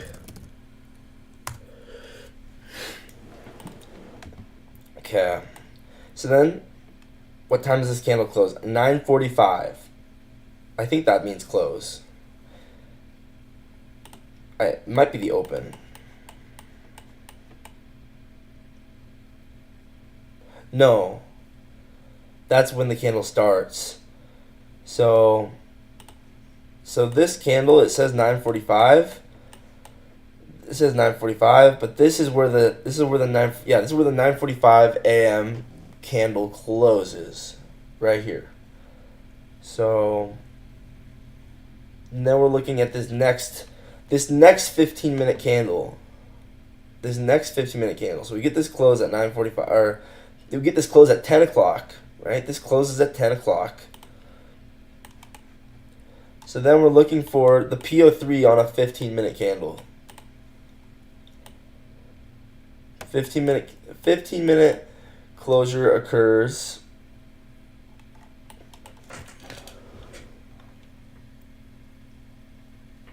right here.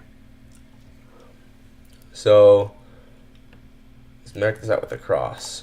So this is where the 15-minute candle opens, right? Yeah, this is where the 10 a.m. 15-minute candle opens. And then this is where the 10 a.m. 15-minute candle closes.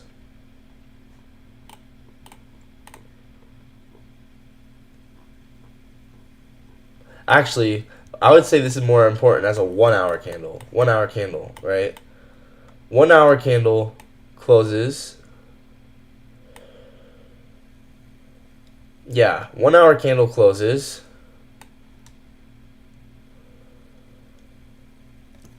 I guess it's also, no, it's a 4 hour. Oh, so the 4 hour candle sweeps out the low with SMT. So now we're expecting the next 4 hour candle to expand because we swept out the low with SMT. We're expecting, this is CRT in essence. This is a perfect example of CRT. 4 hour candle swept. Now we go to the 15-minute. So 4 hour power of 3. Right? 10, 11, 12, 13, 14, 15, 16, 17, 18, 19, 20. So this is the next candle. Right? So we're anticipating, since we got this CRT sweep,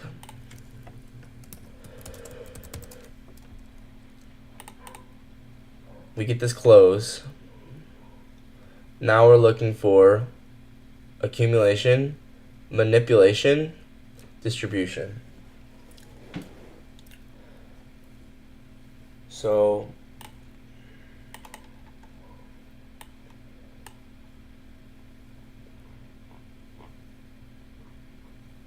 Yeah, every candle is a range. Romeo is so spot on with that, dude. Power of 3, right? Manipulation into the Reaper for value gap. This is once the 10 a.m. candle closes. So this was the entry point for the entire 4-hour candle.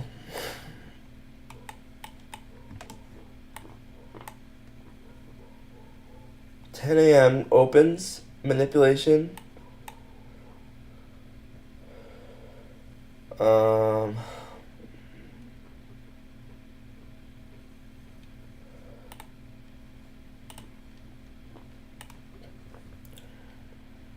I'm not sure what my point with this is, but this is all manipulation into 15-minute key level.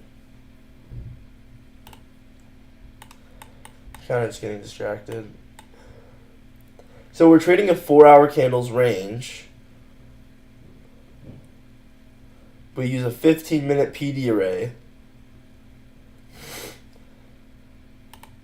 and a 1-minute change of state of delivery.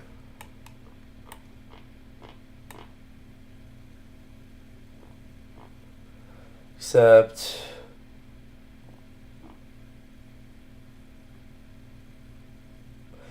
entering on the CISD, you'd be in quite a bit of drawdown.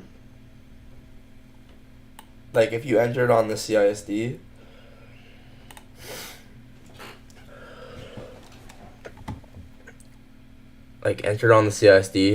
retest. So here, stop loss at the low. You're running yourself through all this drawdown. And it's like, well, kind of annoying.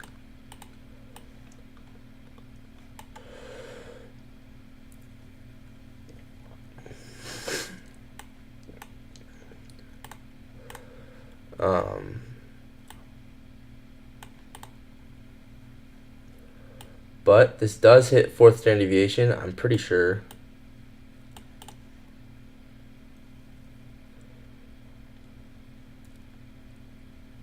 Risky trade farm premium. Yeah, but the way we close above this, that's what this is the 4-hour power of 3, right? We swept out this low with SMT on this 4-hour candle. So 4-hour sweep of this low. So we're anticipating this next 4-hour candle to expand. So it's not really premium when we're expecting expansion, because look at the 4-hour candle, right? We sweep it with SMT off of the consequent encroachment of this candle. So we pick a 15-minute PD array, a 15-minute breaker, and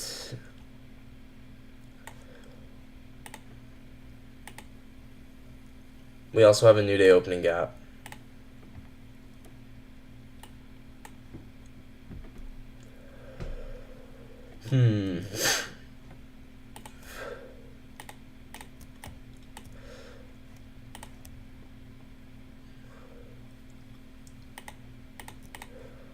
I want to go over realistic trades. I'm just thinking right now. I'm just thinking. Man, could you imagine entering here, and entering here? Bro, the greatest traders are doing that. But yeah, 4-hour power of 3, right? Do you see what I'm saying? Like SMT with this low. SMT with this low, 15-minute change day delivery. 15-minute change day delivery. And this is a 4-hour candle that we're anticipating. So, I guess what I'm saying is, I hope that makes sense. Like, since we saw a liquidity sweep and close above the breaker, this is already a higher time frame trade. So on the lower time frame, what I'm doing here is I'm going into the lower time frame and it's asking myself, okay, I knew that the 4-hour candle was going to expand because We got SMT. It's just obvious, right? SMT with this low 15-minute change day delivery. I can tell this next 4-hour candle is likely to expand because also 4-hour liquidity sweep with SMT. And then, yeah, 15-minute change day delivery. So, like, this is a higher time frame model. So I can tell that. So now what I'm saying is, okay, how can I get in on the expansion on the lower time frame of this 4-hour candle? That's what I'm asking myself right now. And I was thinking about this 15-minute PD array, but I don't really see a good change state of delivery. Because if you entered on the retest of this, right? Because this is the first change state of delivery after. So here, let's just mark this out as 10 a.m. Let's get rid of the line here.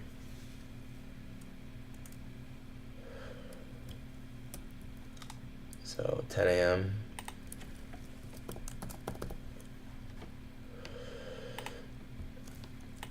So 10 a.m. opens, 15-minute change state delivery. Or no, 1-minute change state delivery.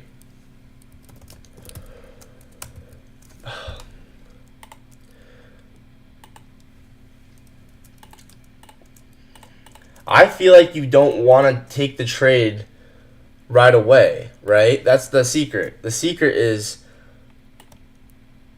be patient and wait for it to be clear that the market's ready to expand. So we have a 15-minute breaker. You could enter it instantaneously. It would still have worked out.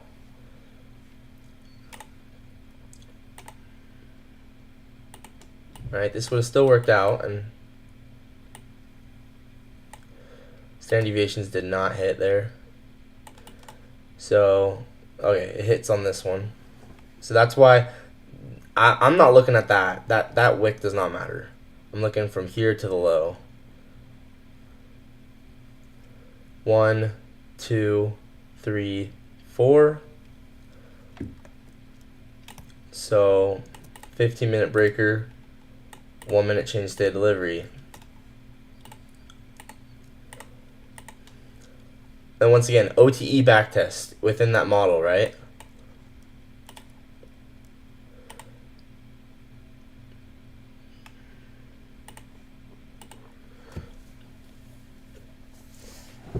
So 15-minute breaker. I was waiting for the sweep of those lows inside the breaker, which didn't happen for me. Yeah, bro. I was honestly just so offside. I should have paid attention to how the higher time frame candle closed. Okay, so this is interesting because if I did my usual thing where I go, okay, I'm going to go TP1 and then break even, well, I'd get break even right away.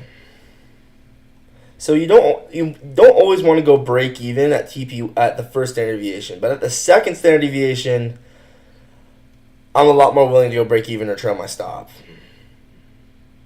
First standard deviation, it just depends. Like if it's obvious we're gonna go run liquidity, then you could go break even. But here it wasn't. But I do find it fascinating how throughout all of this, right, it's just getting more orders, and then this is the final time we backtest change state delivery here. And there are people that probably saw this chop. They're like, it's not obvious to me yet. It's not obvious to me yet. We break this high, and then they're like, okay, it's obvious to me now. We break this high. So I'm gonna enter at the 1-minute change state delivery. Oh, which was also a 2022 for value gap.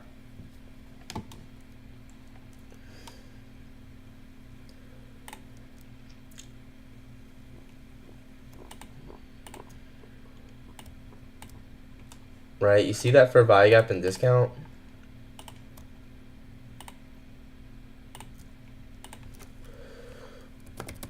So, once again, sniper entries all day long. OTE aligned with the new day opening gap. Right? OTE aligned with the new day opening gap. Once again, this was the Reaper for value gap. So from the Reaper to OTE to the bottom of this new day opening gap.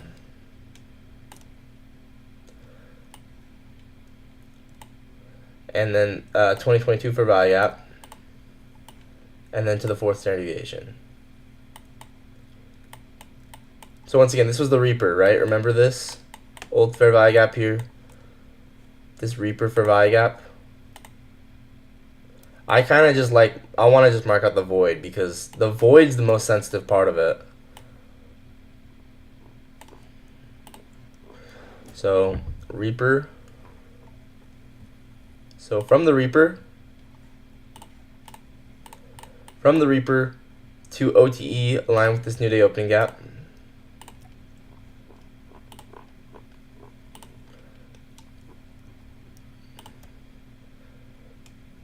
Dude, I think ICT might end up blocking me, dude. Because do you guys know about AirCam? You guys know AirCam? So this AirCam is how I learned about gold block levels or Enigma, right? I gotta show you guys this. So AirCam, oh, there's 3 people watching. Nice. AirCam, he's awesome, dude. He makes videos explaining the ICT algorithmic that stuff I was showing you about, the gold back levels. But look at this. I think this is so crazy. I saw this video.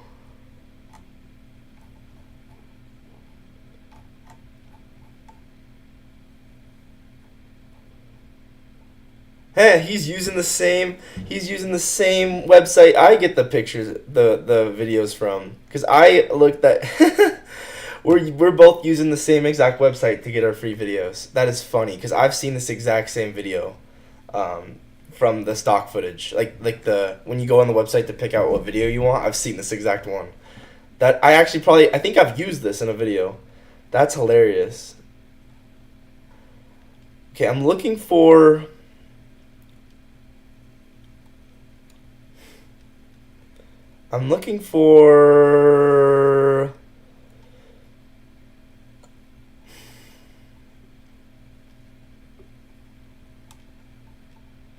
It's a video saying ICT blocked him. Oh, I think it's just a regular video.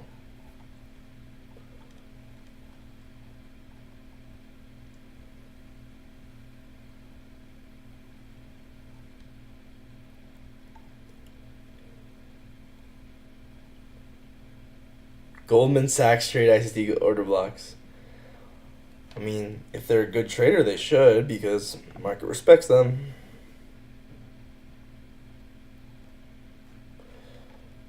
Oh, this. If you're a web designer, here are 4 Wix Studio features so you gotta know. This just kind of proves to me that this personally proves, like, obviously along with all the other stuff, we've learned. But this is the cherry on the cake. Anything you know inside ICT's logo? Are you asking if I know about the logo? To be honest, I'm still trying to figure out the logo, but I do think it's just AMD. That's what it is. Accumulation, manipulation, distribution. It's just AMD. I don't understand the specifics of the logo, but I do know what the logo means is it's accumulation, manipulation, distribution, and there's one big cycle, and then there's many accumulation, manipulation, distribution cycles within that, right? So every single phase is made up of a smaller accumulation, manipulation, distribution. So that's kind of what the logo means, but and that's definitely true, right? You guys, we look at that all the time. We are constantly looking at accumulation, manipulation, distribution. But past, like, with the actual, like, symbolism of the where they mean, yeah, that's exactly right, Haney. But okay, like I was saying, this is the tip on the iceberg, bro. This is the tip on the iceberg, along with all the other stuff we've seen about, the fair value gap lining up in the exact fair value gap partition and the market hitting the high and all that other stuff. This is the tip on the iceberg. Because what does this guy do? He talks about ICT Enigma.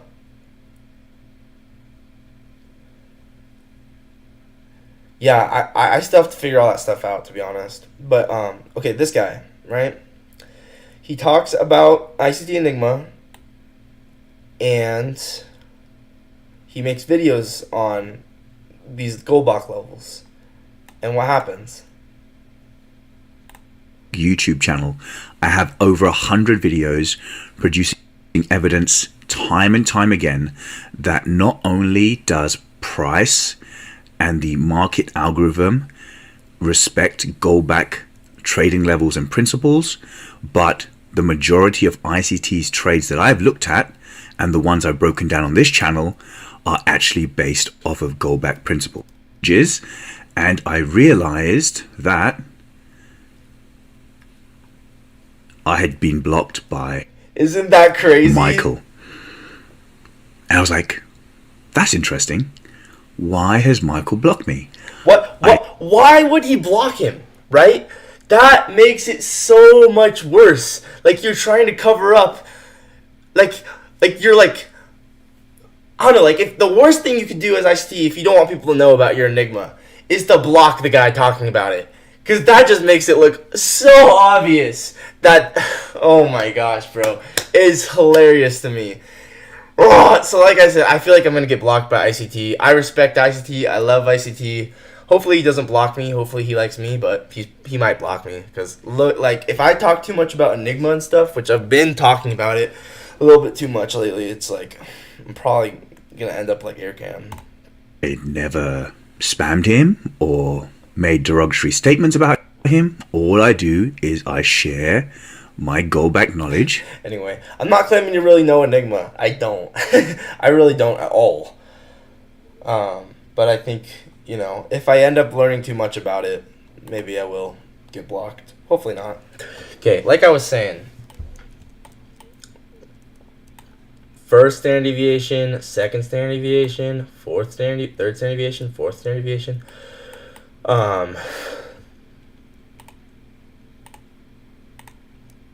Right, this is a giant 10 a.m. power of 3. So where does this candle close? This 10 a.m. candle closes here. 10 a.m. candle closes here. So 10 a.m. candle closes right here. 10 a.m. power of 3. 10 a.m. power of 3. Right? So this is what we're looking for, is we're looking for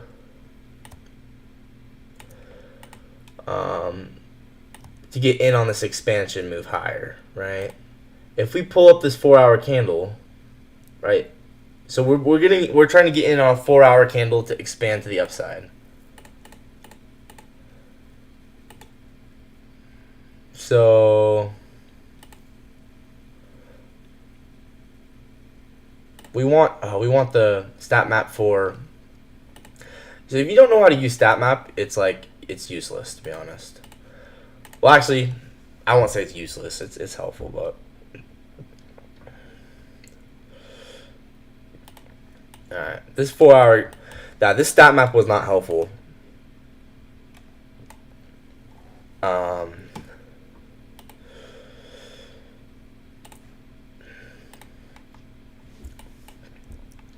So what I'm trying to figure out is,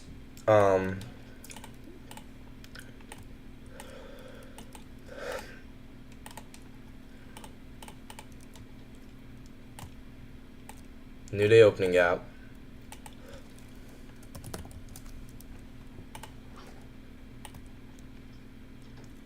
And I'm gonna backtest again later tonight, and I'm gonna try and do a real backtesting session, not this, crazy stuff in the real backtesting session. Like, I'll just go over actual trades. Well, actually, I'm trying to do the whole entire week. Dude, I'm doing a bad job at preparing for this market recap. I'm supposed to be making the market recap. I'm doing a bad job of it.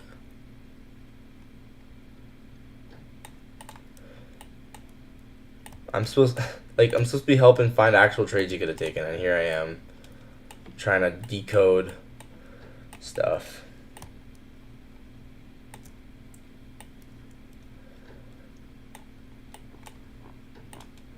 But you know what's interesting about a 4-hour candle is it's split up into 4 1-hour candles. And a 1-hour candle is split up into 4 15-minute candles. Dude, maybe quarterly theory is actually true.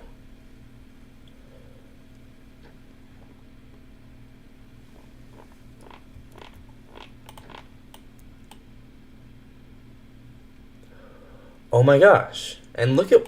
Whoa. So 11 a.m. would be the true open. 11 a.m. would be the true open of the 4-hour candle, right? Because...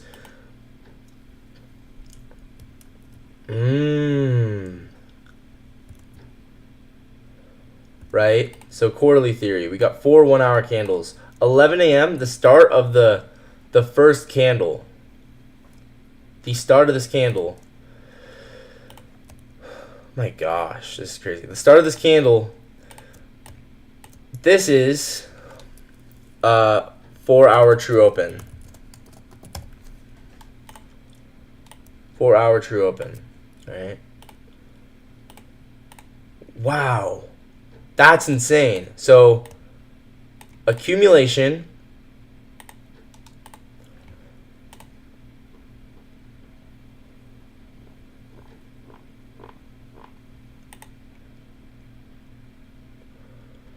So this first hour was for accumulation. Don't move. Accumulation. Then we get manipulation below. Wow, that's so crazy. So I wonder if there's S&T.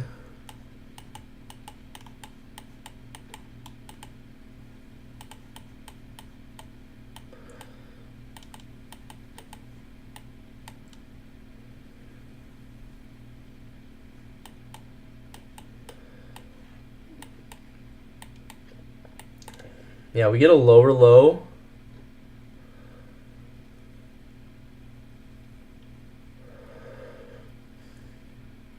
Okay, with this low.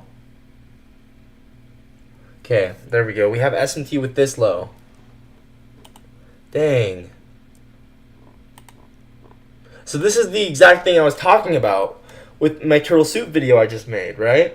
Where can we anticipate turtle soup to happen? Well, below old lows. But where are the high probability old lows to turtle soup at? The high probability turtle lows to turtle soup at are at change state delivery of a higher time frame model with S&T. Wow, dude, this is just insane. I mean, not everyone appreciates this stuff, but, you know, there are people out there who, like, will see this precision and be like, that's just insane.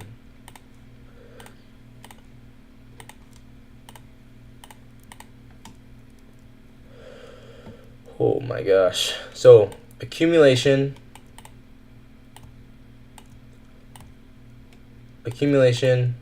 manipulation below the 4-hour true open, inducing these lows. So we're buying these sell stops. We're buying sell stops.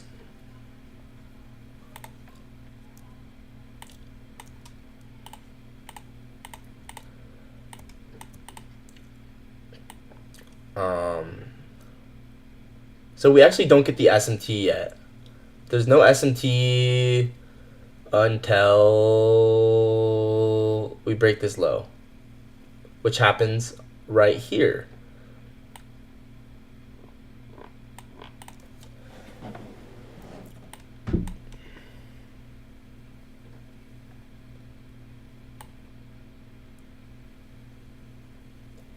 So accumulation, manipulation,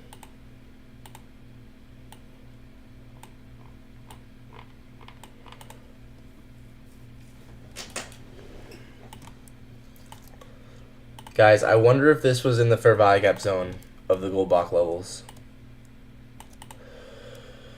We have to check, guys. We have to check. Because if so, bro, we can retire. Just quit trading. We're done.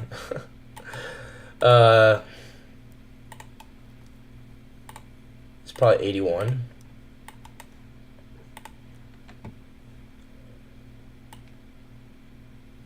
Lower than that. 27? 27, we probably was just a -4.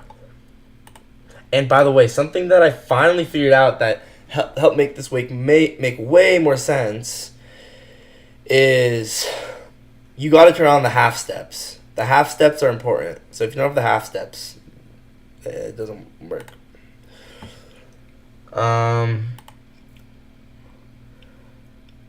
Oh, we got to turn it up one more.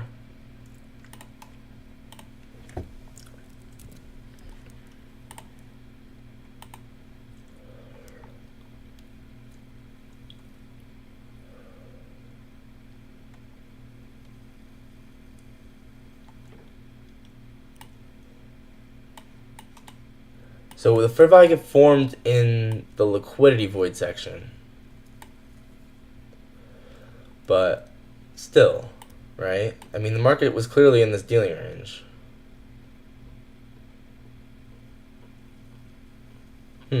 Anyway, definitely moving in these dealing ranges. So I guess sometimes the fair value gap could be in the liquidity void section. I'm not totally sure. Oh, man. So yeah, 2022 fair value gap. Inducing these lows.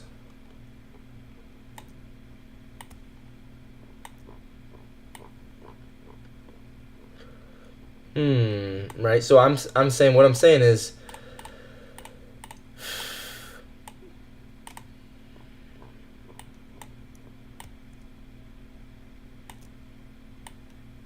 whoops.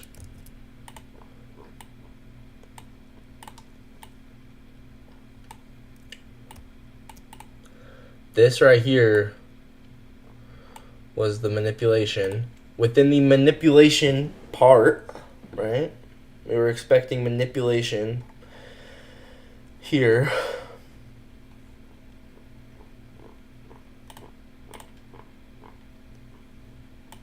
And then this, we're expecting distribution, right? Distribution.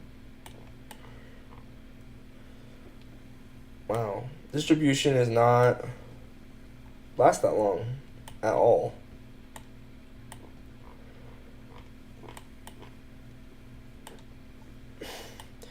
Anyway, I'm kind of confusing myself. I think we should just go back to being simple right now and just take normal trades. But I don't know, it's just so fascinating to me. Like I can't help it. It's just so cool. One watching. Yeah, everyone's like, all right, Jake's lost it. Man.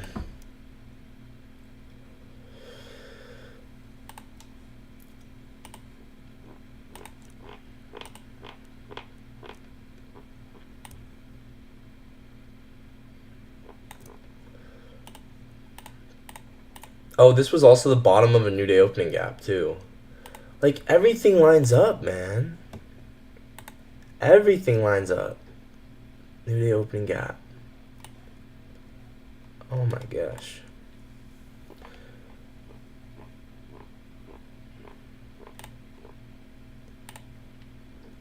mean, if we measure this range out. Yeah, dude. Right to. Where are the most stop losses in this range? Alright. Here. Literally tells you exactly where to induce. I don't know, man. There's just I'm too dumb to get it. I don't get it. Anyway, what I'm saying is 1 minute change day delivery with SMT. We were anticipating expansion, right? We're below this 4-hour open.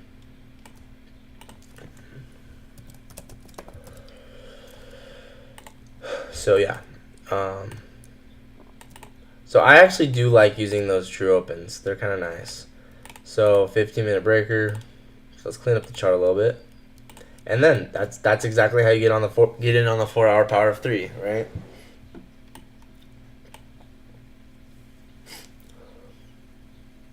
So this is the extra safe entry. This is the regular entry. So let's just assume we took this as a regular entry, right? So what I'm saying is, oh, I forgot to screenshot that. That's kind of important to screenshot.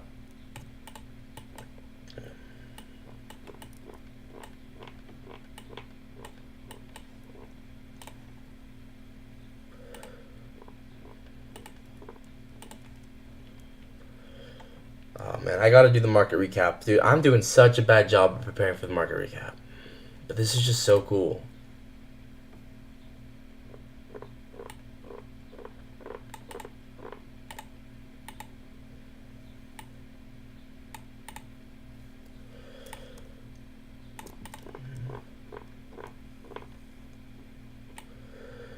Four-hour power of 3, right?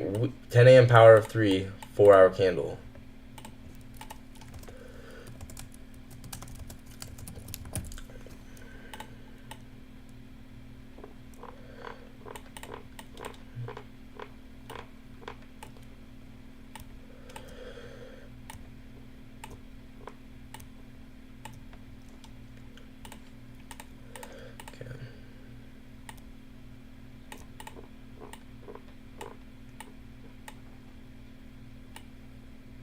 And what do you know?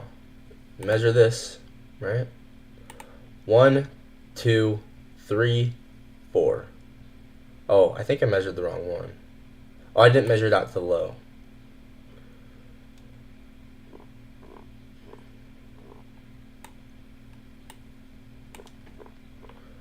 So, first standard deviation, hit.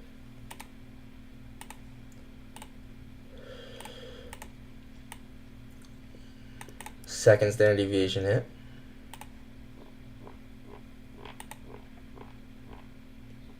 Look, you can literally see the take profiting happening.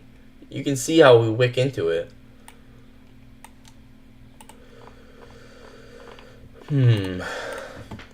3.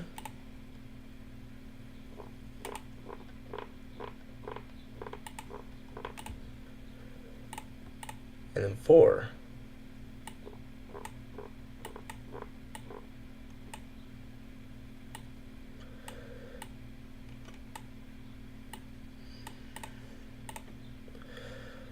Crazy.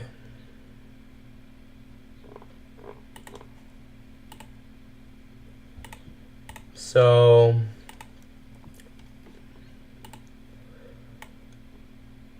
So 10 a.m. power of 3 4-hour candle.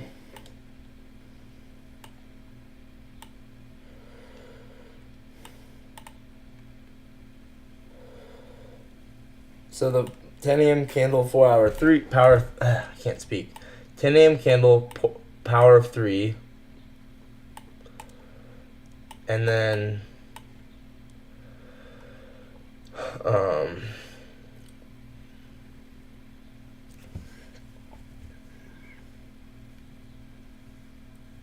yeah, this was a 15-minute PD ray, 1-minute change state delivery.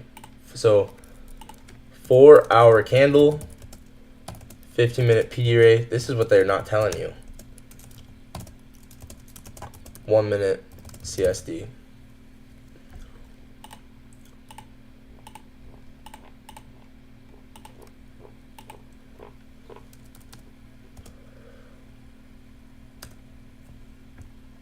Yeah, this is the part they're not telling you. 15-minute PD ray, 4-hour candle, 15-minute PD ray, 1-minute change state delivery.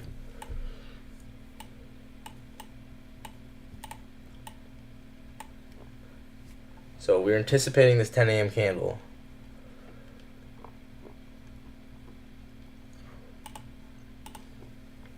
So this is what I was saying about trading a very specific candle, why it can be so valuable, because you know what like the candle is likely to do based off of higher time frame model, SMT, what happened on the higher time frame. So then you're just trading that higher time frame candle on the lower time frame, right? So 10 a.m. power of 3.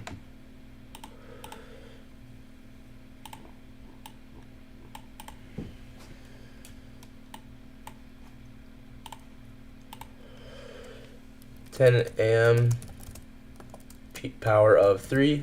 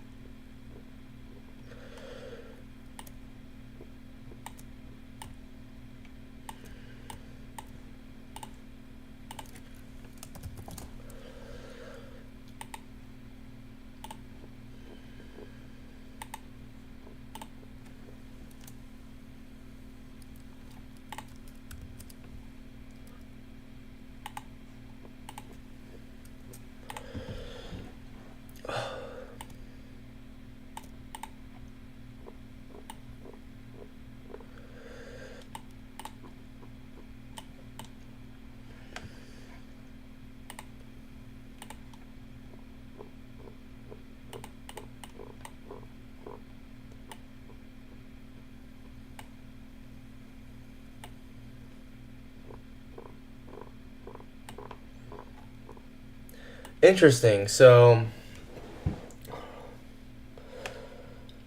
measuring from this high to this low,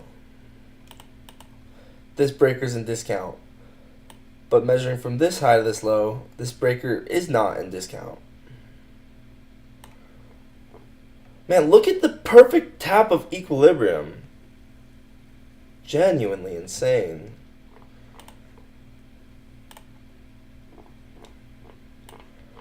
So I wonder why we refer back to this. Why are we referring this 4 breakers and 50-minute breakers in discount of this range, but not this range? We do retest discount.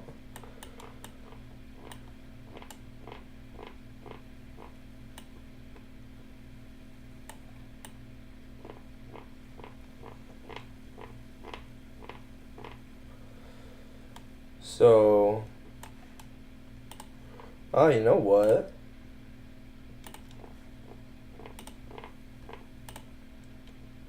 Whoa.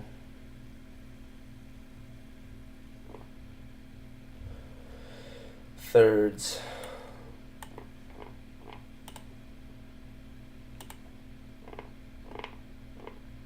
Oh, we hit the midpoint of this.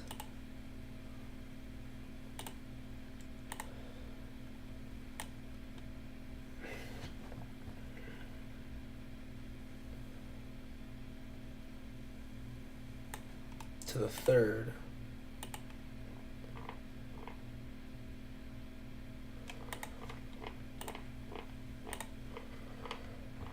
Huh.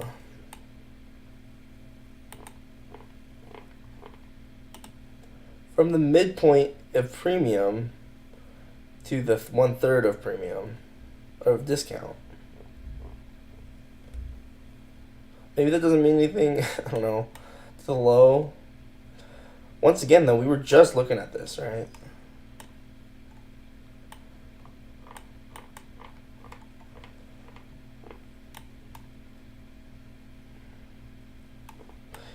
Okay, I'm done looking at that.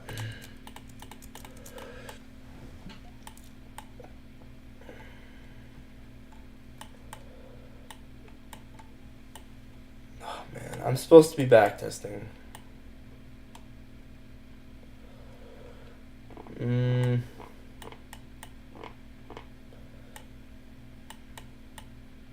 Okay, screenshotting this. And then move on. Market's so perfect.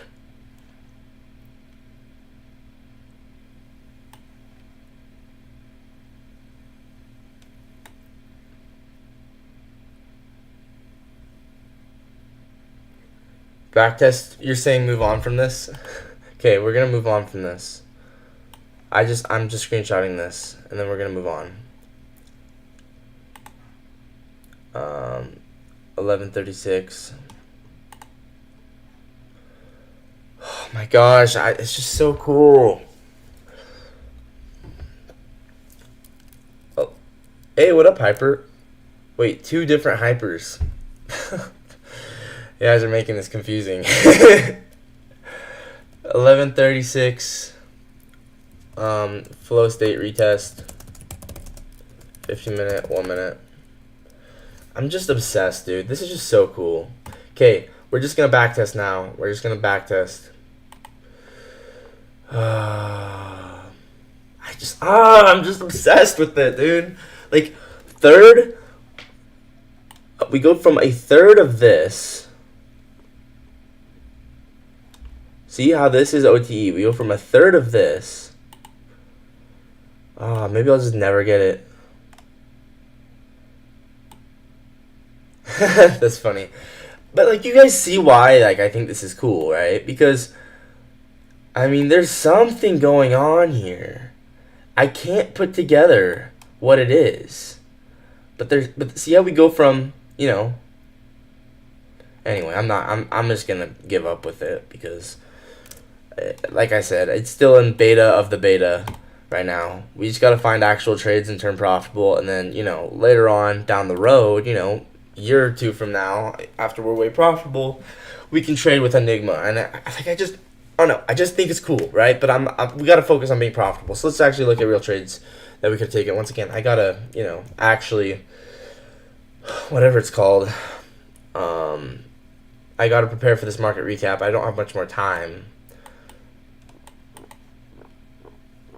But this was a very clean buy model, right? CRT of this candle's low. We close back within this old candle, so we're anticipating this next 10 a.m. candle to expand. That's kind of the idea with it, right? So, liquidity sweep.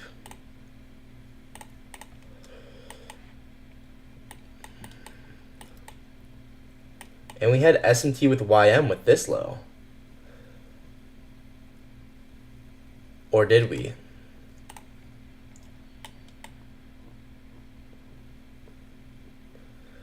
Yeah, we do. Actually, the SMT is better at like this. SMT is pretty important.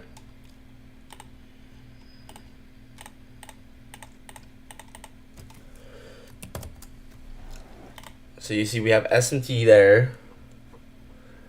And then we have another SMT here. Sorry, I'm getting distracted again. But it's just because it's so cool.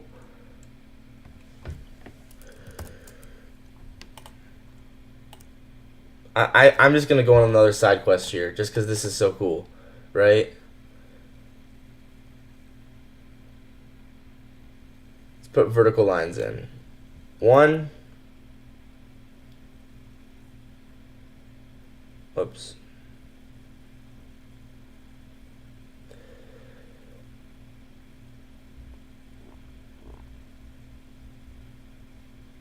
Nah. I can tell that SMTs run the market. When we get 2 SMTs right into that new day opening gap. I can tell SMTs run the market.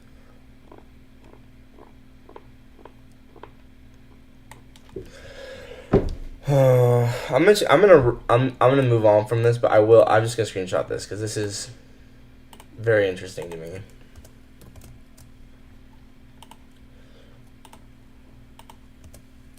YM SMT ES. Oh, it's just so distracting.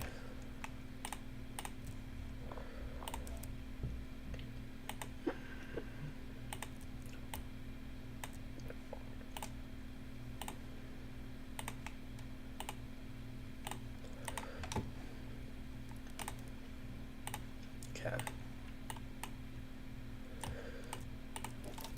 into the end dog. Bang. So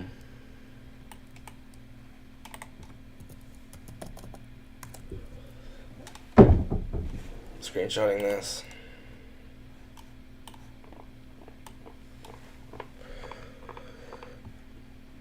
Just the more SMTs, the better. Double stacked SMTs with NDOG.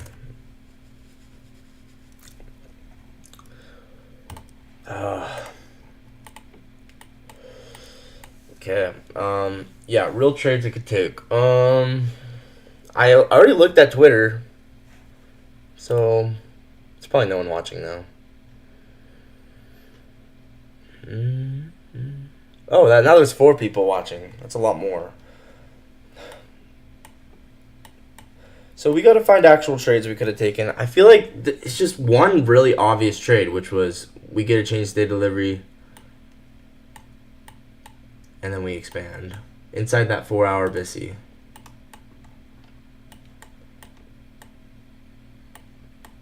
Oh, this? So maybe like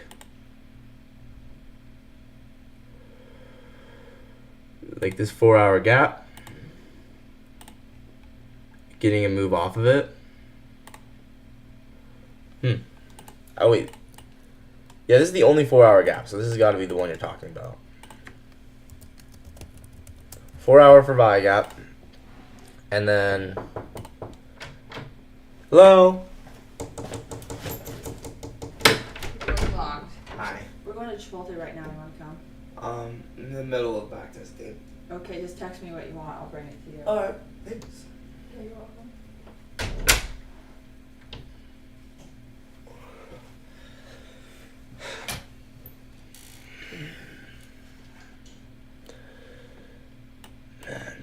It'd be so nice if we all got to the point where, we all got so good at trading, we could just tell each other stuff, like in the live stream chat. Like, bro, we got stacked SMTs with the new day opening gap. Look for longs. Like, stuff like that genuinely would be so helpful. If anyone's in stream and is like, yo, we got SMT with ES, SMT with YM, accumulation manipulation of this low. Let's look for longs within here. Like, the more stuff you guys spot, the less work for me. Because throughout here, we could just take longs all day long, right?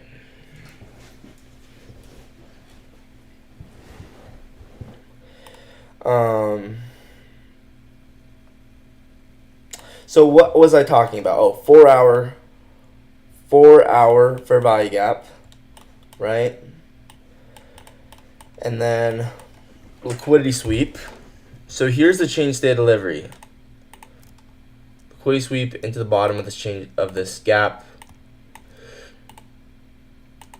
Liquidity sweep. Change in state of delivery. Right? Right? Is that right? Is what you're saying? Liquidity sweep, change state delivery. This is only probably 1R. Unless you did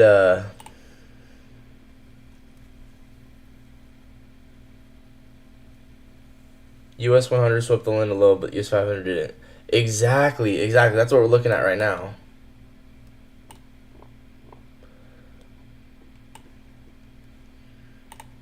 Yeah, that's literally exactly what we were looking at. Okay, we hit that first standard deviation exactly. So yeah, you could take this as a 1-to-1, but I don't know if this was the trade you were thinking of, Hyper. I mean, we'll probably go to the second standard deviation, huh? We probably will.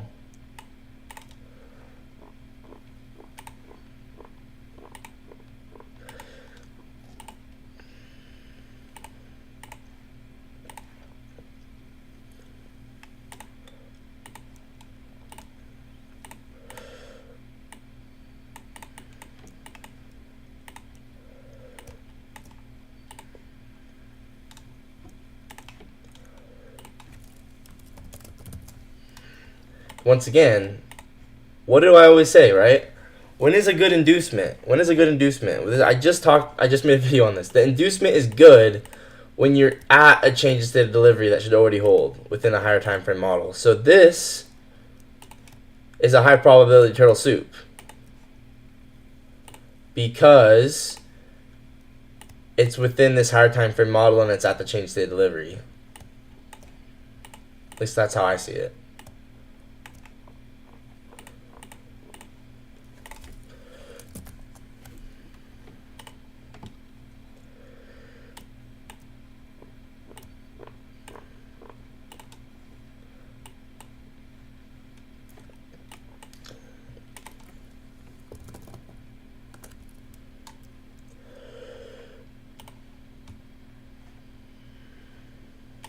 Turtle soup. I need to record this video, guys. Yeah, I don't think I would take this because I don't know. It's just seems like, yeah, I don't know. 4 hour for value gap. 50-minute. Oh, this is a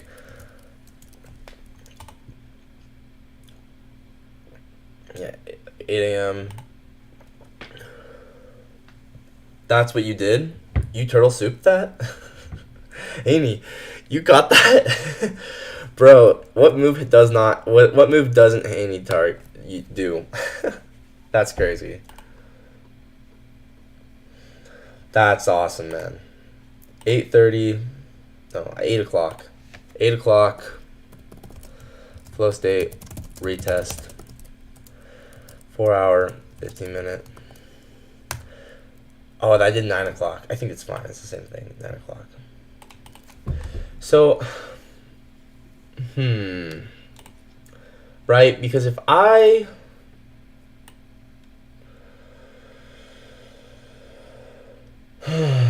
don't know, man. I don't know if I would take this. But it does look like accumulation, manipulation, distribution. So, honestly, for the rest of the week, we're probably going to distribute. For the rest of the week, you got this turtle soup. That's crazy. The rest of the week, we're probably going to distribute because accumulation, manipulation, now we're probably going to distribute. I don't know, though. But this just seems like an accumulation range. So, Thursday opens up. Well, I guess Wednesday opens up here. Thursday, 18 o'clock. This is why midnight is so valuable, because we want to see manipulation. We want to see our entry point below midnight. Midnight there. And we definitely got that. It's all the way down there. Okay, let's move on to something different. Right.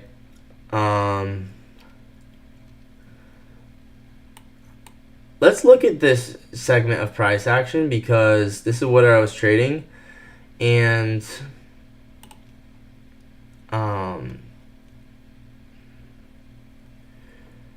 could I have known to be bullish here? Because why did I have a bearish bias? Honestly, well, I thought that maybe we were gonna run to this.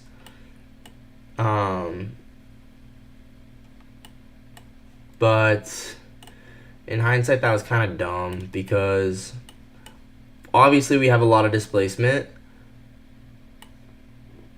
Then again, like, yeah, I don't know. It could. This is why trading is trading, right? Nothing. We don't know for sure. We just can, try to get better. Oh, you know what we could do though? 1 hour breaker right here.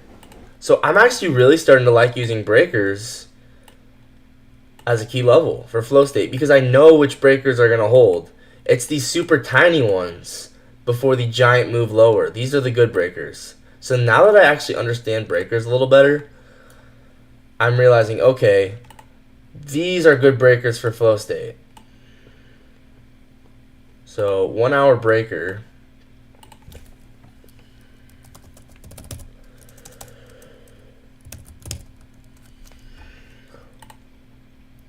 Jake, bro, I bought an account with a futures prop firm. It'll be my first time trading a futures account. Do you have any tips for someone trading futures for the first time? Let me think. For the first time, I mean, I think it's, I don't know if there'd be anything different about advice I'd give for someone who's doing it for the first time other than just, the biggest thing, like before, one thing the number one rule, this is my rule this is my number one rule. I have a rule book, right? My number one rule. And like, if I knew nothing else about trading, I would want to know this one thing, because this will save you from losing all your money, is have a set, what I do is I have a set plan for how many trades I can take. So that way I can't ever go on tilt, right? Make that a hard rule for yourself, or a specific drawdown, or a specific thing. For me, for instance, it is I'm allowed 2 trades in a day. If I lose, I say I'm done, because I know if I lose, that means I'm probably offside and not in tune with the market. If I break even, I can go again. If I win, I can go again. But ideally, I'm done after a win. So that's kind of my rules, and I think everyone should have that. Everyone should have it's fine if it's 3. It's fine if it's 4 trades at max. It's fine, but have specific rules for your plan, so you don't end up going into the market and spamming that buy and sell button. Because if you don't have a specific plan for limiting recklessness, you're gonna be reckless. And because as humans, it's just hard to have that self-control. That's probably the hardest part about trading. So that's my number one rule, is always have a plan for what you allowed for how many trades you can take. That way you can't ever go on a tilt and spiral. And I limit myself, like in my, what's it called? I have an auto liquidation. So essentially, since I only risk $200 per trade, all my accounts have an auto liquidation at $200, because once I take that first loss, I'm done for the day. And so it won't let me trade those accounts anymore after they hit negative 200 for the day. And that is the number one thing that's helped me not go on tilt. So, yeah. And then as far as trading goes, just try and stay simple, right? Just take an inverse value gap, flow state, or a 2022 gap, and just target liquidity. Just keep it simple. It's always going to be the best. Nice. So 1 hour breaker right here.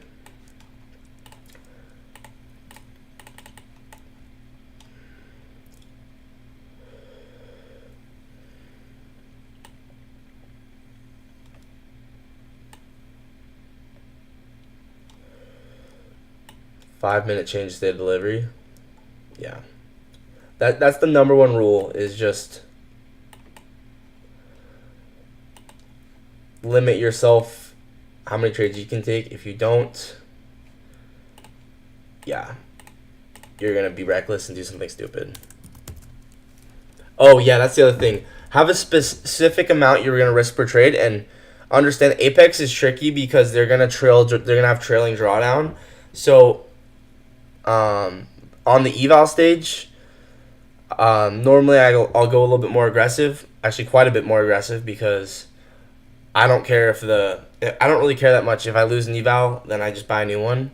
But in the funded stage, I drop the risk back like 4x, right? Because once I get funded, I don't want to lose that funded, like, ever, ideally. Personally, what I do on a 50K account, I risk 800 per trade on the eval stage. That gives me basically 3 trades of wiggle room, because 2,500 trailing drawdown. And then I risk $200 per trade in the funded stage. So I think that's the most reasonable, 200, because then I'll have to lose 10 times before I blow the funded, and yeah, I think at that point, I think that's fair enough. For anything lower than that, and like, I think that's too risk averse. But I think having that has, I've kept my fundeds, most of my fundeds, for almost 7 months now. Not many people can say that. Like, that's rare. That is so stupidly rare. I got my fundeds in January or February, and I've kept them for like 7 months. I haven't been making money because I've been trading like crap sometimes, and I overcomplicate stuff. But I haven't lost them because I have had a plan, and that is $200 per trade. And I got them up to the payout threshold. I got payouts. I choked and I couldn't keep it up, and so now I'm back in drawdown on them, trying to get it back up. So personally, once you get funded, I risk $200 per trade on 50K. When you're in the eval stage, I risk 800, because personally, that's just because I don't care if I lose an eval. It doesn't really mean that much to me. But if you care, risk less, right? My goal is to just get in there and try and pass that eval as fast as possible.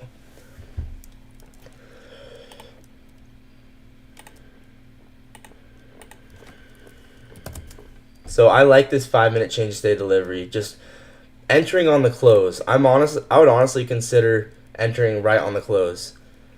For all that, bro, thank you very much for all that short videos you've made. It's given me a lot of aha moment. Dude, I'm so glad, man. I know it's helping people. Even if people aren't saying anything, I know it is. And so I'm going to keep making them. And so sometimes I'm like, sometimes you just feel like, oh, no one's actually getting help from these. But I know people are. And that's just proof of it when you say something like that. So I really appreciate you letting me know, because, I don't know unless people tell me. And I'm glad that it's helping people, because it's mostly just stuff that, like, I wish I had someone that could tell me that. Because it just saves me. Like, I went through so much time just looking for information, and I just was like, why is there no videos on this on the internet? And I would it'd just be so frustrating. And yeah. Anyway, so I like this as a flow state close trade. I think this is very high probability. And once again, when I do flow state on the close, I don't do stop at the low. Actually, this is the trade of the day right here.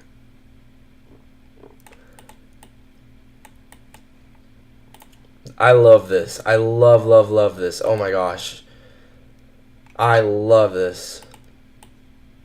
This is such a sick trade. Thank you. I appreciate it, man.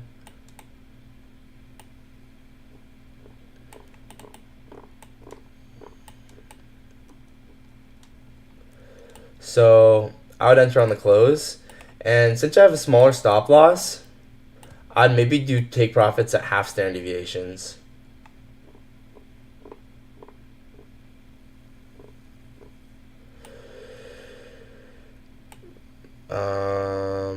Just trying to think, because I'd probably go TP1 and break even, but that would definitely stop me out of break even. I'd probably get stopped out of break even. I don't know if that's a good or bad thing.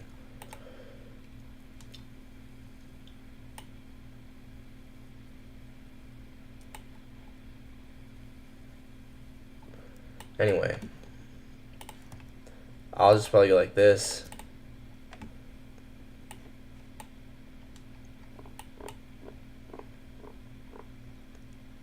Yeah, TP1.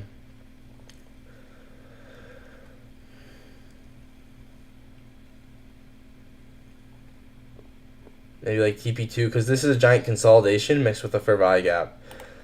So, a TP2 in here. I don't know. How many contracts would this be? It'd only be 3 contracts. See, this is exactly why I didn't take this trade. Because I saw the RR and I was like, yeah, dude, the RR just doesn't make sense. So I remember now why I didn't take this. And it's tricky because obviously, like, I knew it was going to work. I knew it was a good trade. But sometimes if the RR doesn't make sense, it's, like, not worth it for you. Because, like, where do I even take profit? Maybe just do all off at this consolidation here.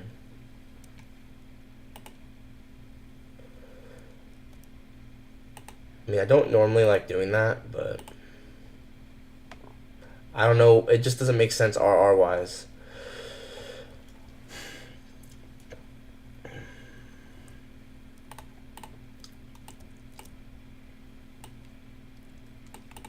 See, I normally like scaling out, and that's the other issue, is there's just nowhere to scale. The RR doesn't make sense. Like, the risk reward is just bad.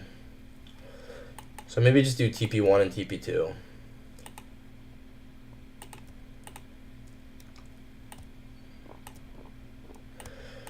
Yeah, I'm not entirely sure. This one, it's possible that this would break even me out here. But you know what? If it did, it'd be fine.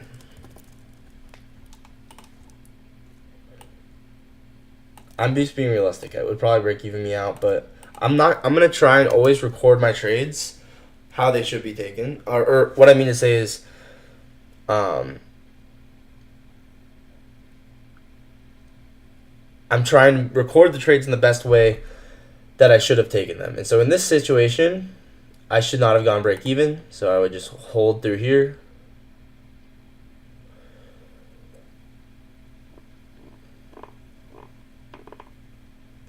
I don't know. I really don't know what's best.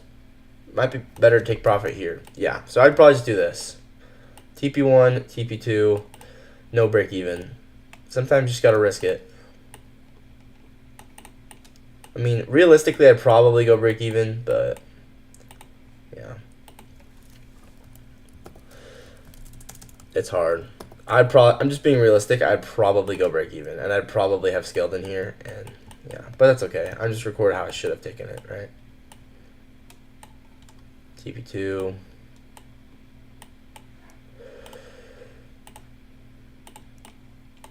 And maybe TP3 at the third standard deviation, yeah. Alright.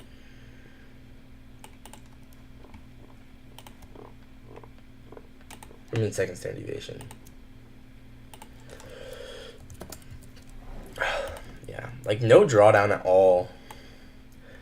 See, these are the kinds of trades, right, where like I want to maybe I get separate accounts for this.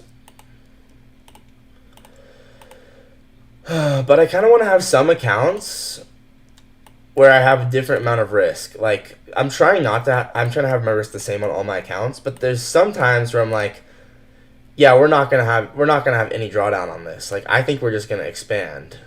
So like, there's some times where I just want to, try out a trade. Well, actually, this would have stopped me out, but sometimes I just want to try out a trade where I know we're gonna get a sniper entry. I want to maybe have some accounts where I do 1/4 risk, and then I let them go for high RR, because I think I could be good at that, to be honest, because I know where the markets are sensitive. So everyone's style is different, right? So I don't know. I might want to have some other accounts where I try that. But in my main accounts, I'm going to do risk the same on all my trades. I'm also going to mark out accumulation, manipulation, distribution.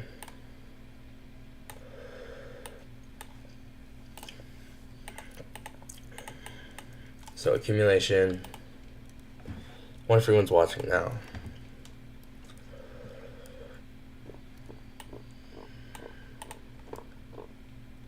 Oh, there's 5 people watching now. Yeah, see, now that I'm actually reviewing the market, people are interested. Yeah.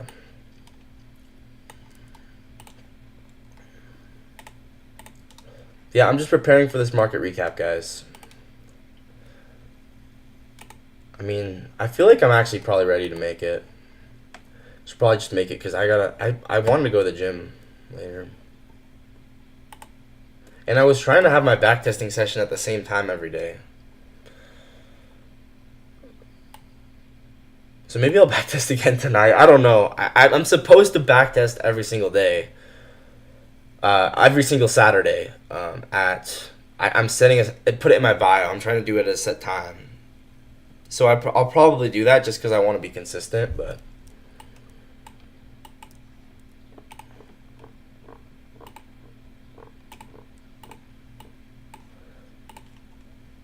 Yeah, I will do that. I'll still have a backtesting stream tonight. It's fine. I'll just double backtest. Because I want to commit to that.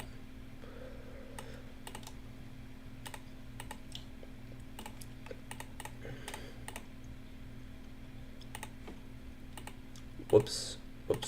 Oh, you know what I need to start doing more? Is I need to set alerts on my phone for just if price levels get hit.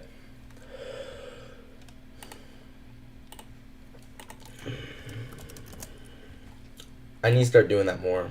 So like I can say, oh, we hit that fair value gap. I might look for a trade now.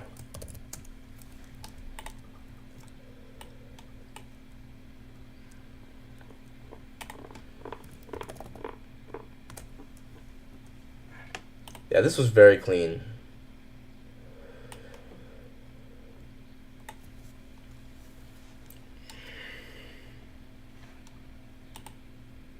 So 950 flow state retest. The key, right? The key is understanding what PD arrays are going to hold and what ones aren't. Because all of the PD arrays, they're not all created equal. Like some of them are way stronger than others, and it just depends on the signature to them. And so that's the part people understand. It's like, oh, ICT levels, ICT PD arrays don't work. It's like, well, you just probably just don't understand which ones work and which ones don't, right? I know. I think I already had one like that, but I'm gonna anyway. I know that this breaker is going to be incredibly strong because it's the final up close candle before this incredibly violent move lower. See how this violent move lower takes liquidity? It might even take liquidity with SMT. That would be crazy.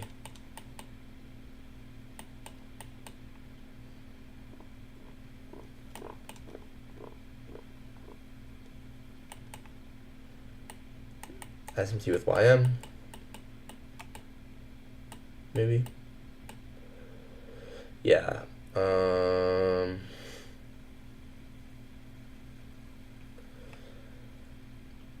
Anyway, it doesn't really matter.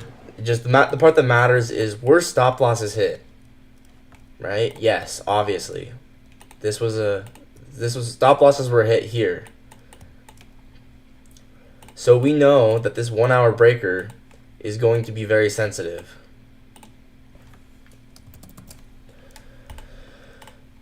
So it's about which ones are gonna hold, right? This 1 hour breaker has this very aggressive move lower that takes all these stop losses. I know this is gonna be a very sensitive breaker. So then I pop down lower time frame. Just think about it, right? It just makes sense, right? Imagine you're in longs, you get manipulated out here. You're like, yeah, I changed my mind. I don't want to. I don't want to be in the market anymore, right? You sell, you get out of your long, but then you see the market comes back up. You're like, oh yeah, you know what? I actually kind of do want to get in longs, and so you buy back up here, and then you're holding throughout here. You're holding throughout here. You're holding throughout here. And you're like, oh man, just please go back up. Please go back up. I just want to, Oh wait, am I doing this? Am I thinking about this right? Yeah, you stopped out here. You buy back. They buy back here, and they're like, people go back up, and then they panic sell again. The point I'm trying to make is you have to envision it as just like a regular person not knowing what's going on. How would they trade the market? Anyway, the point is this breaker is very sensitive because of this violent move lower that takes liquidity. I don't know if that made sense, but hopefully it did. So, yeah, I wonder if, there's probably more trades in here. And there's 4 people watching. Let's go. Right? We also, once again, like these will cut through. So 1 hour breaker gets tested once, gets tested again. It's reused. That's something I didn't understand for the longest time is key levels they cut through. They cut through. So even a fair value gap, I made a video about this. The fair value gap is still being respected even after it was already respected multiple times. And I made a short form video about that. The fair value gap doesn't lose its status as respected until it gets inverse, and then at that point, you know. So I couldn't find an example of that right now, but you guys remember that one video I made on that. So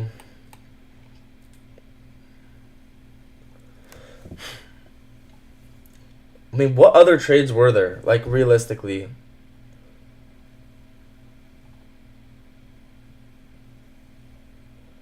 I mean, you just can't be short in here because higher time frame is bullish. So you would have to take a long in here. So you have to be careful because, like, you might look at these fair value gaps and think, oh, we should short because there's fair value gaps. But that's why I want to always frame the higher time frame model first. So I get or higher time frame. I think maybe I should just mark out higher time frame PD rays that are likely to hold, and then liquidity pools, and that's it. Because then at that point, I'm just looking for, okay, where's change state delivery to go run those liquidity pools. It's like, what key levels do I like the most? Well, if we came back to this 1 hour breaker, I would like that a lot. So maybe I just mark out, like, any key levels that look like this, I'll mark out.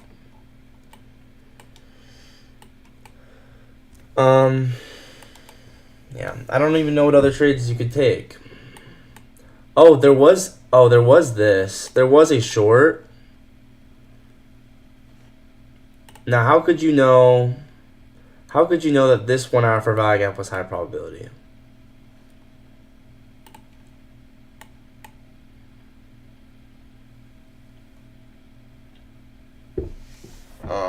To be honest, I don't even know. But I was going to say 1 hour gap. 1 hour gap. I guess because this broke this low, right? It's just not obvious, though. I don't love it. And I think I tried to take this trade, didn't I? Didn't I try to take this? I think this was the trade I took. 1 hour gap.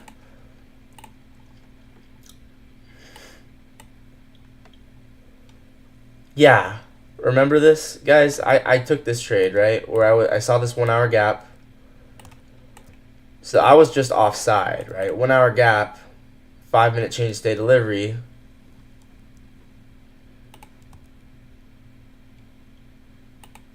Cutting through candles.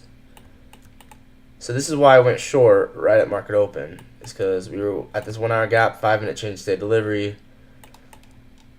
And I wanted us to run down and tap this liquidity pool here.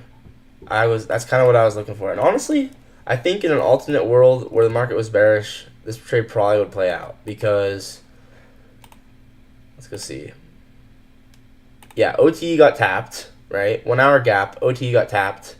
Then the change state delivery got tapped. Why did I only get 1 R on this? Why was I only at 1 R? Why didn't I at least hit second standard deviation? Maybe was I trying to take this off a 4 hour gap?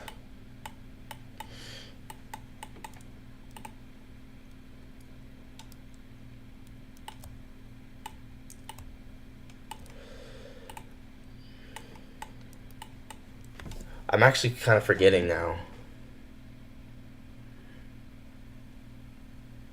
Oh.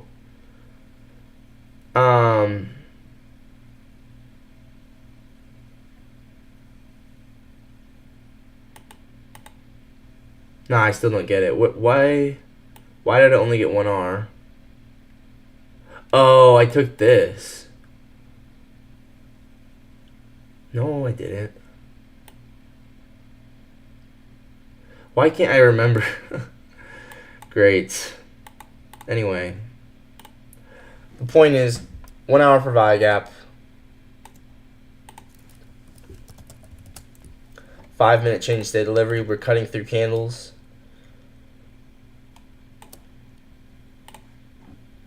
5-minute change day delivery. I think this is what I was trying to take. I just messed it up. But 5-minute change day delivery, cutting through candles, right? Once again, also, Jake trades it original. We backtest OTE of the model first. And then we go back and test the change day delivery. So, yeah, this should have hit 2R. I don't know why it didn't, but anyway, I think I must have entered here. That's what it was. Oh yeah, okay, that makes sense. I entered here. Right. I entered here, hit first standard deviation, went break even, and I got break evened. Yeah, that's what happened. So this is the trade I literally took this trade. Because this was at 9 a.m. Yeah, I was on the charts. So first standard deviation got hit. And then I went and he got break evened. I'm pretty sure this was the trade I took. We might need to go watch the live stream again. Maybe we should do that. I'm probably ready to make the market recap, though. I have a ton of stuff I can talk about. There's still 4 people watching. That's a lot, actually, for, such a long stream. I don't talk about much. But let's actually go watch that live stream. Because it's important to learn from our real trades, right? Or at least, I know you guys didn't take this, but I did. So it's important to learn from it. Like the actual trade, right? Let's look at the actual trade I took and see what was good about it. Yeah, okay, here we go. I'm going to show my other screen, right? So I had this mapped out, right? I had accumulation, manipulation, 1 hour for value gap. I like this 1 hour gap. So that's why I was looking for a 5-minute change state delivery off of it. See? Yeah, this was the exact trade I took, right? I was looking for, I saw that we backtested OTE, right? I saw that. And I was like, dang, that's kind of cool. Except the only thing is, I'm using this change state delivery. I should have used this one. I should have used the highest one in this situation. Because this highest one is going to be paired with inducement of these highs. I should have entered on the highest one, and that would have been a lot more accurate if I had done that. Do you see how this 5-minute change state delivery? Let me go back to the other chart. Whoops. So, like I said, this 5-minute change state delivery is the one I used, and there's nothing like completely wrong with that. Except for the fact that let's see, it was when we retested it actually right here. Nothing completely wrong with that other than you want to pair your entry within, a lot of time you want to pair your, there's nothing wrong with it. Once again, it still hit first standard deviation and then went break even. But if I had went off of this one, conceptually, this one makes more sense, conceptualize it, right? You want to enter where someone else is getting stopped out. So if I entered off of this one instead, the highest one, then I'd be pairing my entry with an inducement. So 5-minute change state delivery, inducement of these highs.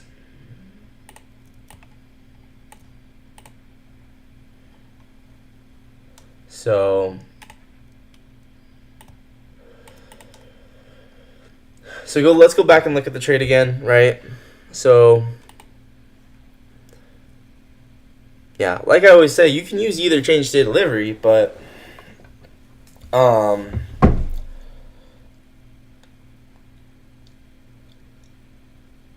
what did I do wrong here? Right? I'm trying to figure out when this was. So this was right here. So we already got this move up, down, and then we came back up. So I'm looking at my other screen. Change state delivery. We came back up. When was this? What chart am I looking at? 5 minute? Okay, this is the same chart. So I enter. Let's go back to the other screen. I entered right on this candle right here. 5 minute change state delivery. So what I'm saying is, yeah, this was fine. We went and hit first standard deviation. But this change state delivery, if I entered on this one instead, I'd be pairing it with an inducement. And then I would have actually, if I had more patience and entered on this one, then I actually would have went and hit. You can see this is where I entered, right? It was this move higher. If I entered right here, which is where I did, then you can see, so once again, this move is the move, this move already happened, so I'm entering right here. So if I had entered on this change state delivery, well now, instead of only hitting one take profit, I actually would have hit two take profits. Because a second standard deviation would have hit. So the lesson here, right, is I should have entered, I should have had a little bit more patience, because I should have saw this fair value gap above these highs, and I should have said, yeah, we're probably going to go to that fair value gap. I'm just not going to take the trade unless we get up to this high and induce this high. And then you can see that, let's drop down.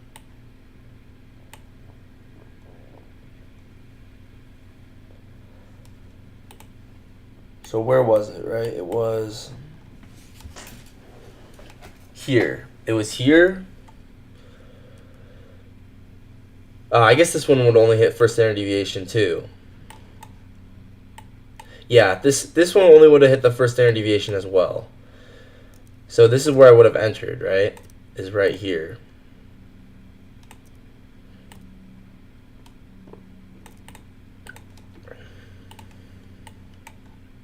And this would only hit the first standard. So I'd still get break even now. So let's go back to the live stream. So either way, it would have hit only first standard deviation and break even. Because, why did that happen? Because I was offside, right? I was offside, and if I had just done, you know, I think I overcomplicated it. Like, I think I should have just been, I should have gone on the higher time frame. I shouldn't have been bearish. I should have just gone on the higher time frame and said,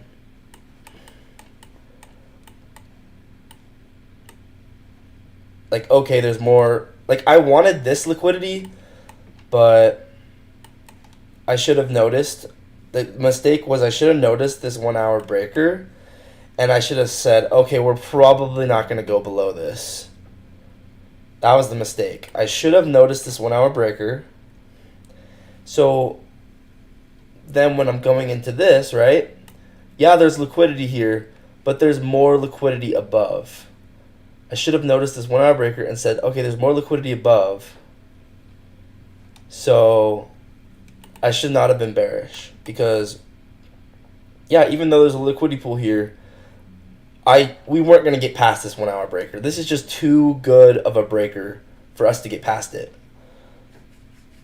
And 1 hour gap as well. So even though I kind of wanted to see us tap, once again, the reason that I kind of wanted to be bearish is because I wanted to see. Oh, you can't even see my screen. The reason I kind of wanted to be bearish is I wanted to see us tap this change state delivery. But this breaker is too strong. We weren't going to get past it. So with that in mind, I should have been looking for anticipating this to be manipulation, especially with it happening right at market open. And then I should have been looking to go for longs the other way. Yeah, whatever. Lesson learned, right? I I shouldn't have tried to predict that we were going to go to that change day delivery. I should have just looked at the market for what it was, looked at liquidity, and looked at key levels and said, okay, we have this 1 hour breaker. And we hit consequent encroachment of it, right?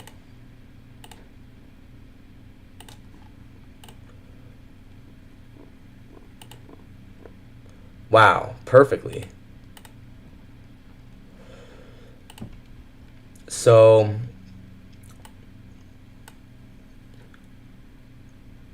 yeah, and it was also consequent encroachment of that wick. So I should have been looking, at this point, I should have been looking for longs. Because, once again, right at market open, you can expect your Jew to swing. It's a lot of time what'll happen, right? So once we started moving lower, okay, that's good. I got my trade. But at this point, once my trade was over, I should have been more... I think the secret is, once again, like I was trying to predict price. I was trying to predict a move lower instead of watching price. Instead of what is it called? Instead of trying to... Yeah, I was trying to predict price instead of watching price. I should have just watched price. And I should have just watched it and let it do its thing. Because if I had just watched it instead of trying to predict it ahead of time, like once again, I was trying to predict a move lower. If instead of trying to predict, I just watched, observed that we hit consequent encroachment of this breaker, and then we got this inversion. So this is that goes back to that short form video I made of react, not predict. I was trying to predict this move lower, but instead, if I had just been patient and waited and watched this reaction off of this breaker,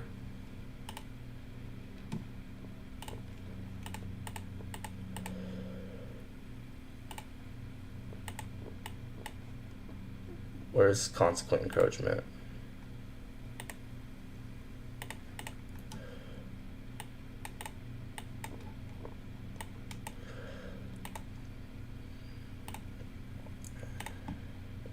Why is it so bright? Why is it?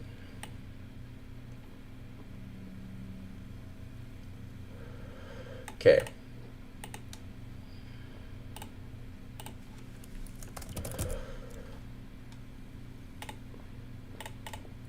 Wait.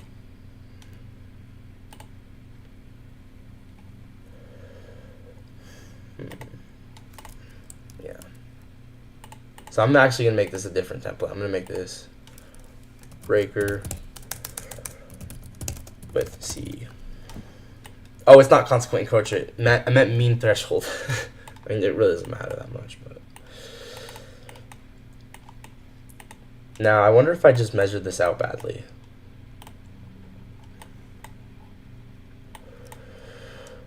Yeah, let's get a little bit more accurate with this breaker here.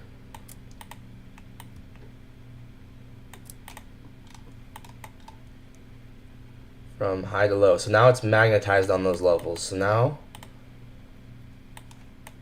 5-minute change state delivery, 5-minute mean threshold of that hits perfectly.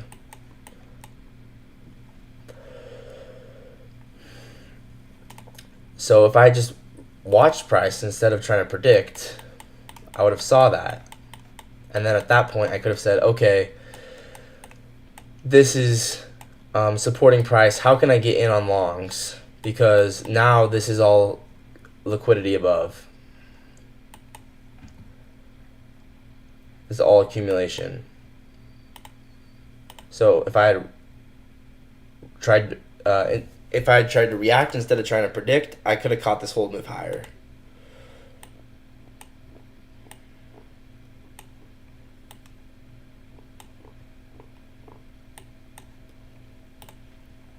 So sometimes you just got to keep it simple. Like, okay, accumulation, right? Accumulation, manipulation into our 1 hour key level that we really like. So let's just take this inversion to get on with distribution.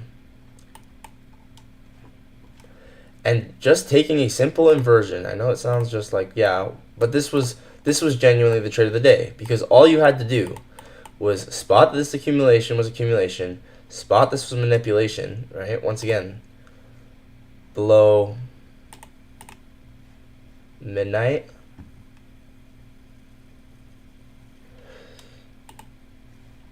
below 8:30, and below 9:30. I'm wondering if 7, because, you know, if the true open thing is true, then 7:30 or 7 o'clock, no, 7:30 should be useful.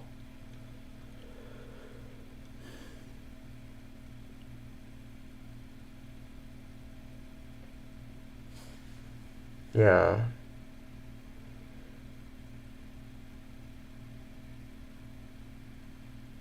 Now that I'm thinking about it, I'm kind of wanting to go back deep into analysis mode. Because now I'm remembering that one tweet from Trader Day. Wait. Remember that tweet from Trader Day?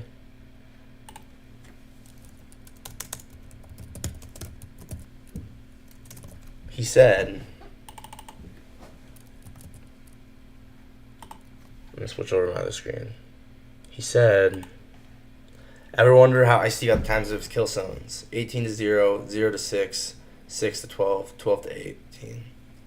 24 hours. See, now this is kind of making sense. Because, right, if we're looking to trade New York, well,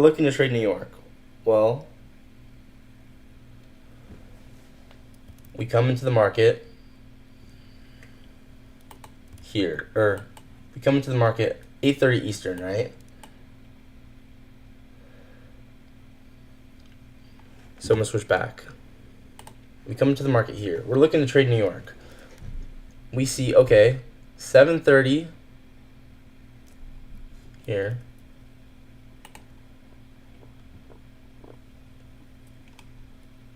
Sorry, I'm kind of going on a little side quest again. But we look at New York as 4 zones. 4 zones.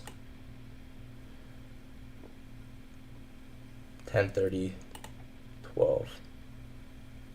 We look at New York as 4 zones. Yeah,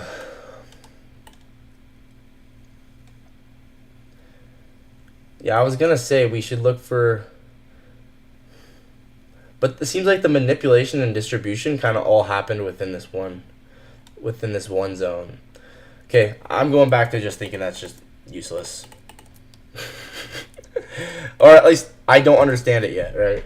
Okay, I'm just going to look at what I do understand, which is, you know what? This is an accumulation range. This is manipulation. Here's an inverse value gap to go run liquidity. Accumulation, manipulation, hit consequent encouragement perfectly. Hit the end dog perfectly. Stacked SMTs.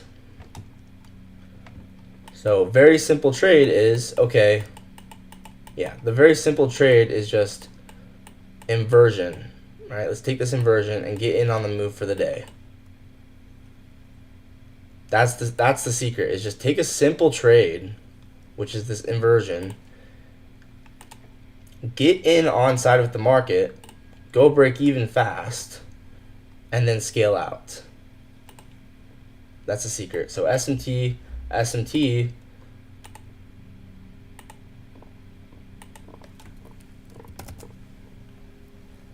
so the secret is we see this 1 hour breaker, we see this as accumulation.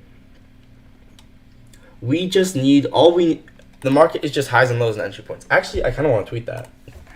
Dude, sometimes I just say things and I'm like, wait, that's actually it's a pretty cool thing to say. Market is just highs, lows, and entry points. No, I'm not even going to say that. Yeah, highs, lows. Well, also like liquidity pools. So liquidity pools, and entry points.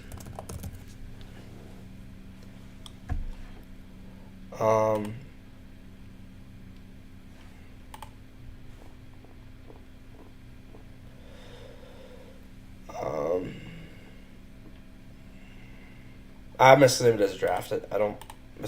I have to think about how I want to say that. I should probably just film this video because I think I have everything that I want to say.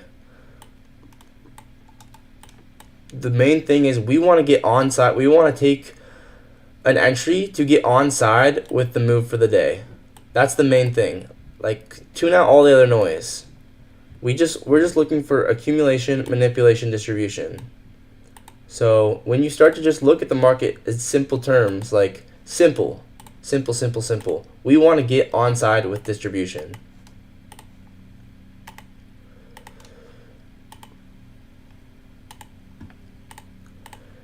So how do we get onside with distribution? Well, we look for where the S&Ts are. We got two S&Ts here. And we react to price. We don't try and predict it. I was trying to predict it. I was trying to predict a move lower. Instead, I should have just waited, not try to predict anything, and just waited for the market to tell me what to do, right? I should have waited. Once again, it's fine to have key levels marked out that you like. It's fine to have liquidity pools marked out. I should have waited and reacted to price, not try to predict, react to price and AMD and observe AMD. I should not have tried to predict it.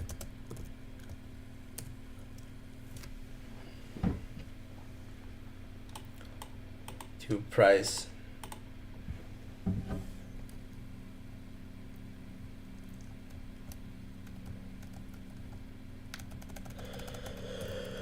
I bet you no one's watching now.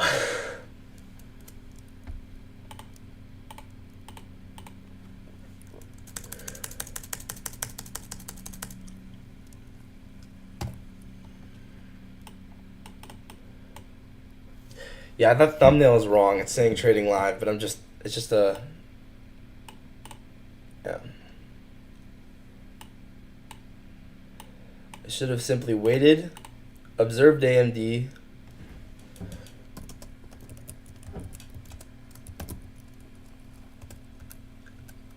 and then reacted to price. I should not have been trying to predict it. It's fine to have key levels marked out. It's fine to have key levels marked out. It's fine to have liquidity pools marked out. Key levels marked out. It's fine to have liquidity pools marked out, but at the end of the day, wait for the market to tell you what to do. Of the day, it's fine to have S&Ts marked out.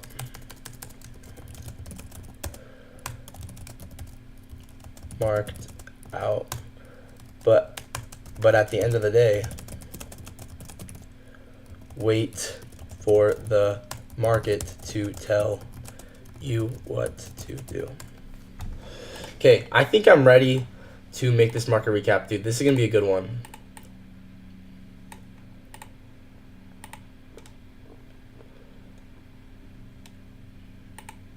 React. Stop trying to predict. So yeah, if I simply just reacted and stopped trying to predict, I would have been onside with this move, because S&T, accumulation, manipulation. Now all we're trying to do is get onside with distribution. That is all we're trying to do. So here's the accumulation, right? Sure, maybe you could think that's manipulation, but that is not obvious, right? That's not obvious. Plus, do we even have SMT? Once again, this kind of thing right here, this is like you trying to force price, right? Yeah, there's SMT, but there's no obvious entry. Anything that is an entry is forced. You're not reacting, right? But you're trying to predict, not react. But here, you just simply wait. There's market open, okay. Here's double SMTs, stacked SMTs, liquidity sweep. And this is why Dodgy is so successful, because all he does is he just sits there and waits for the market to tell him what to do, and then he enters. That's why Dodgy is so successful, right? I need to stop trying to predict. What I can do is I can have my liquidity pools marked out. I can have key levels marked out. I can have AMD marked out.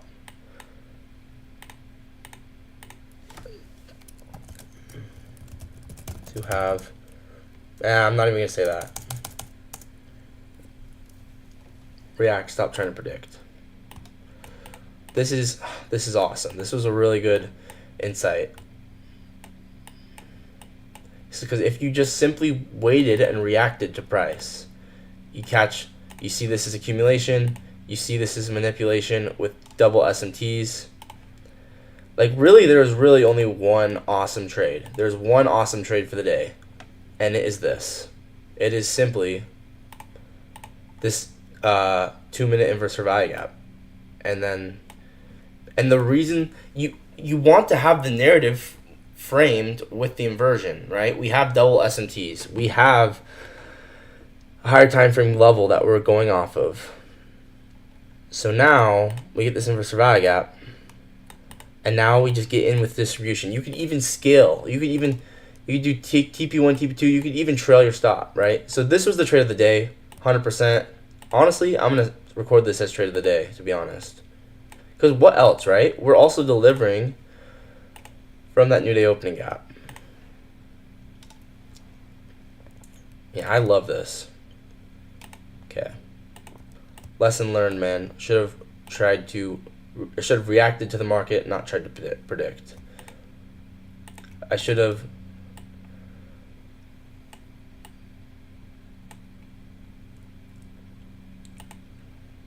observed AMD and react to price.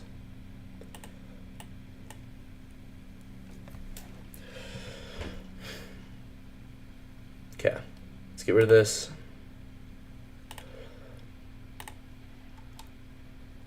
Accumulation, manipulation, once again, right into that new day opening gap.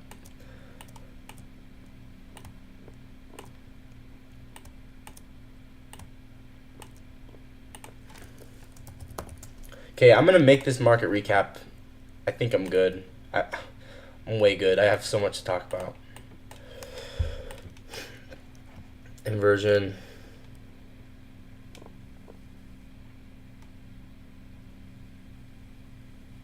You can go break even here, or you can choose not to go break even. Once again, if you have conviction, you don't necessarily need to.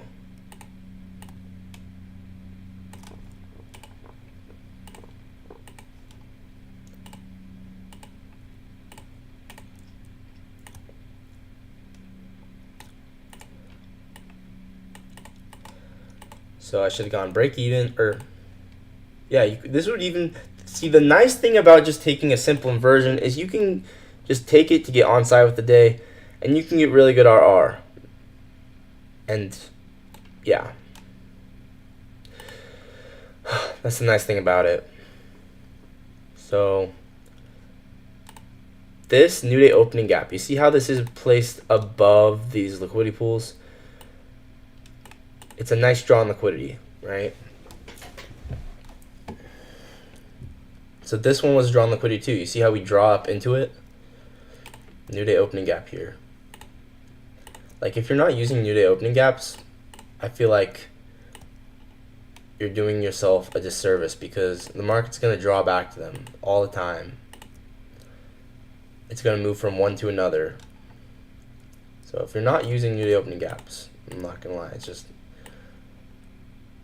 making it harder on yourself, probably. New day opening gap here, and then yeah, here. So I'd go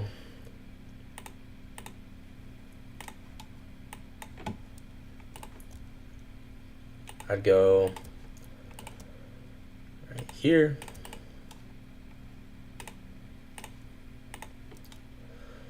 So I go TP1. Okay, how many contracts would this be? 5? So you could even do 6. Kind of just depends. Yeah, this was the trade of the day. I'd probably do 5.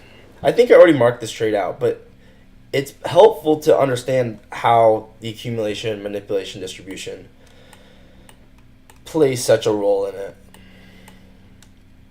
Okay, I think I'm ready. Like, if you can get giant SMTs, higher time frame SMTs to be paired with your lower time frame inversion, that's going to be a really nice trade. So see how this is such a high time frame SMT? You're getting in right at the inversion right after the SMT. So you know this SMT is going to be backing your trade for this entire run higher.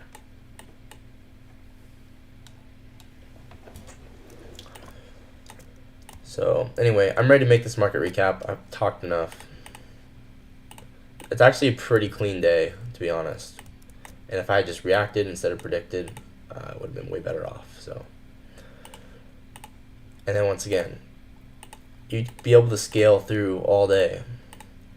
If you wanted to, this is a situation where, you know, you could even go somewhat more aggressive. I mean, do 6 contracts, but then the stop loss would be crazy tight. Probably would not recommend doing that. So probably just 5. And then, yeah, you can get in for the entry for the entire day. How cool is that?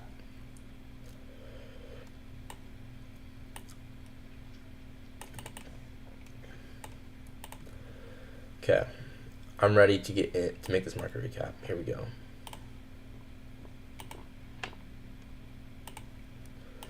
And it was valuable as well to have 8:30 as a reference point,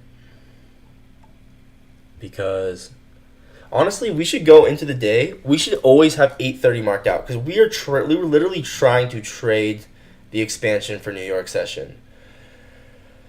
So why would I have anything else marked out other than, 8:30? Because that is, the market's going to manipulate below 8:30. So we want to have that as a reference. If we're trading New York session, why would we not have 8:30 marked out? I mean, midnight's helpful too, but I'm not entering for the daily range. I'm entering for New York's range. That's kind of the whole point. So if I'm trading New York, then I should probably have 8:30 marked out every single day. There's probably no one watching anymore. I've been talking for so long, dude. Maybe people just leave the streams going to give me watch time.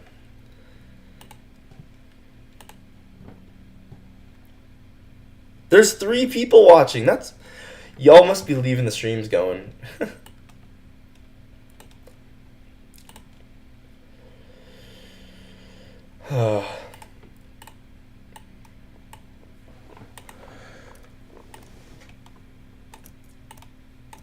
Yep, so the secret, guys, literally just react to price. Don't do anything else but react, and then stop trying to predict, just react and take your entry.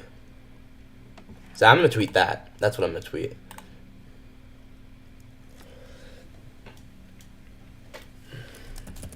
React to price and what the market tells you. Stop trying to predict the market is simply entry points and liquidity pools.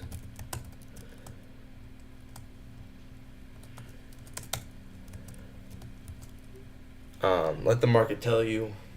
Yeah.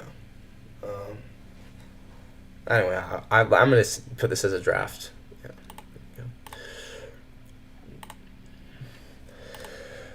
Okay.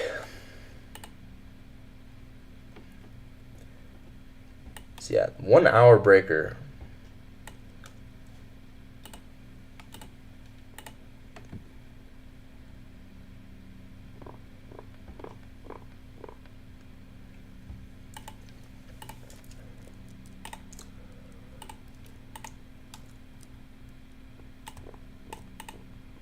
I mean, this is the simplest way. This is the simplest yet most advanced way for me to trade, because all I'm doing is I'm letting the market tell me, like, this is such a simple way to trade, but it's so advanced at the same time, because I am just basically watching the market, waiting for the manipulation, waiting for the obvious entry point, and then getting onside with distribution for the day. That's it. For New York session, I should say. So here's 8:30, right? So, man, if you were bearish, you could see how 8:30, right? It really looks like 8:30 could have been an entry point. To be honest, what I did was actually a pretty good trade. But this was a better trade, and this ended up working out. I feel like in an alternate world, this trade that I took would have worked out.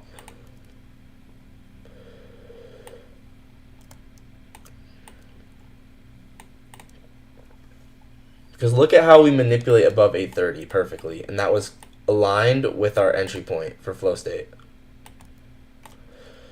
Yeah, I'm not gonna lie, guys. I think in an alternate world, this other trade worked out, but the mark, like, this is what I mean when I say I really, like, I know we were just looking at, like, the market as an algorithm, like, less than a couple hours ago, but I think it's only it's probabilistic, not predetermined. I think it's probabilistic. Like, I really do not think it's fully predetermined. I think it's probabilistic and yeah. That's why you have to react, not predict. Like, I know we were looking at 3, 6, and 9, but that's a tool, just like an inverse value gap is a tool. Like, the 3, 6, and 9 stuff, it's just a tool. So I know we were looking at that, but I do think it's probabilistic.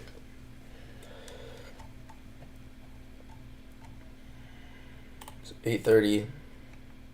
Yeah, 8:30 is just genuinely so helpful for to map things out for the entire day. For New York session. No, bro, I don't like for FX replay. It just doesn't feel real to me.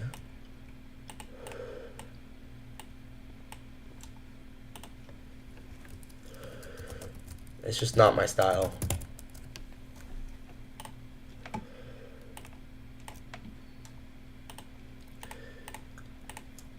Okay, let's screenshot this, and then yeah, let's go ahead and screenshot this, and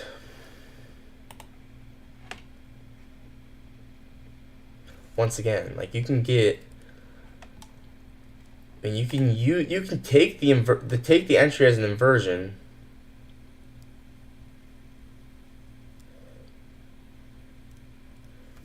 Why is because one, my chart is gonna look different.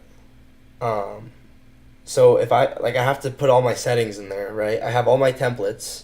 I'd have to pay to put all my templates in there. I have to buy, if I want to backtest on Forex Replay, I have to pay like $30 a month. It's just the candles don't look real, right? Like, when they form, it doesn't feel like it's real. There's a million reasons why I don't like Forex Replay, and so I'd rather just backtest by actually looking at the market and observing. That's just my own personal preference. So, and then I save actual live trading, forward testing for forward testing, personally.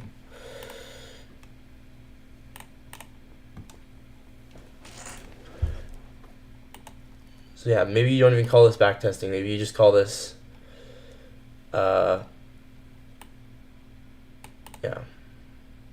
observing. But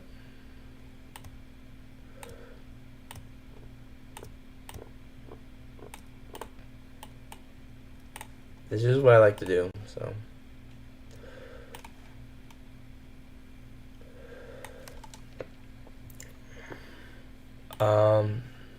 Oh, like I was saying, like, you can enter, like, the standard deviations of this are going to be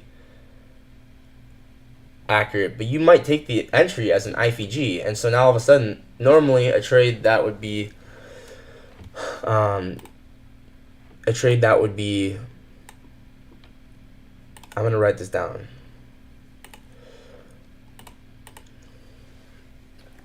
Take the trade as an IPG. Yeah, I'm funded.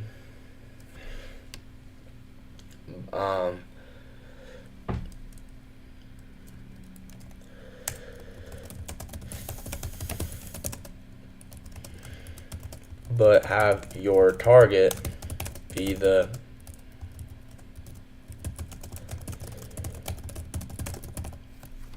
all right.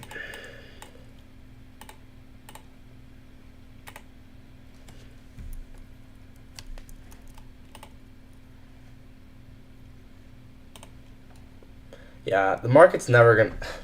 It's never going to stop. The market's never going to stop doing accumulation, manipulation, distribution, right? But what will happen is you're always going to lose trades. There's no going around the fact that you are going to lose trades. I mean, you just are. But the market's never going to stop being algorithmic. So yeah, AMD for the day. All right, I'm going to make the market recap. I think we're good to go. Hopefully this wasn't too boring.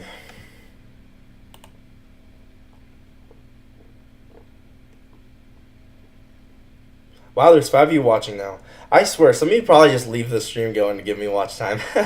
Like, let's get Jake monetized.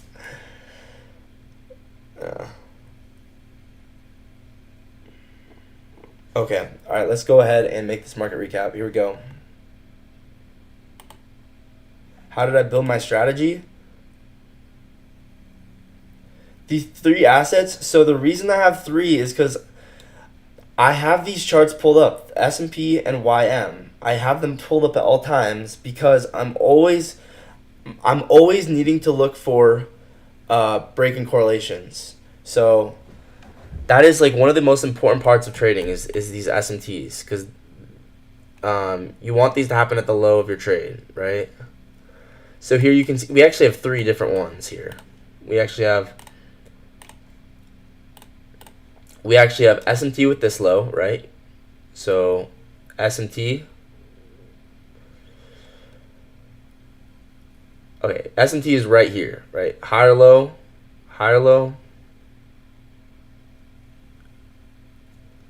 and then lower low. So one SMT, second SMT, we're low,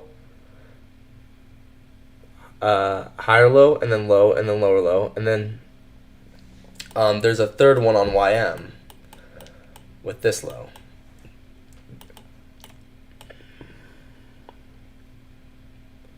Low, and then lower low, and then low.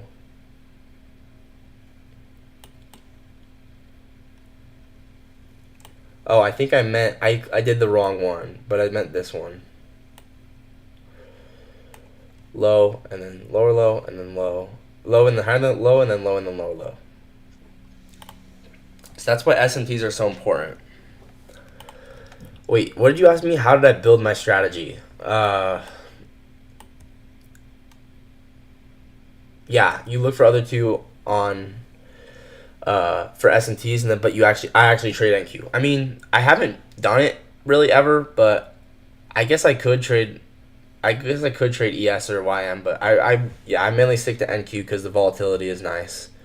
But how did I build my strategy? So the way I trade is, it's very, very simple. It's just, I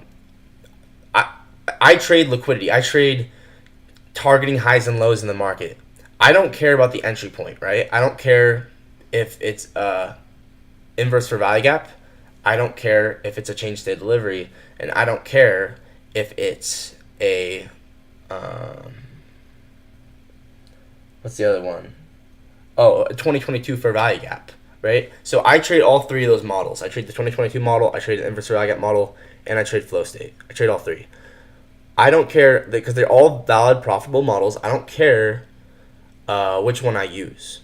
But what I do care is, okay, where's the entry point, and then where's the market drawing to, right? And that's all I care about. Entry point, high and low in the market. Entry point, liquidity pool. Entry point, liquidity pool. I don't care which of the models I use, but I care entry point, where's the entry, where's the liquidity pool. Boom, that's it. That's all I care about. Entry point, liquidity pool. Yeah, hopefully that made sense.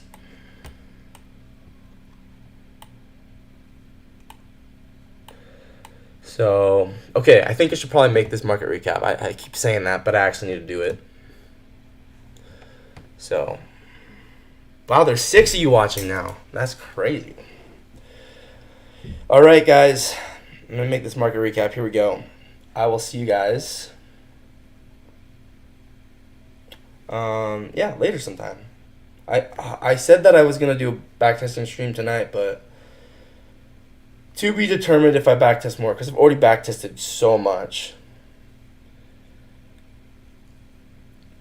Yeah, I always have my draw and liquidities marked out. It's important to look at them. Okay.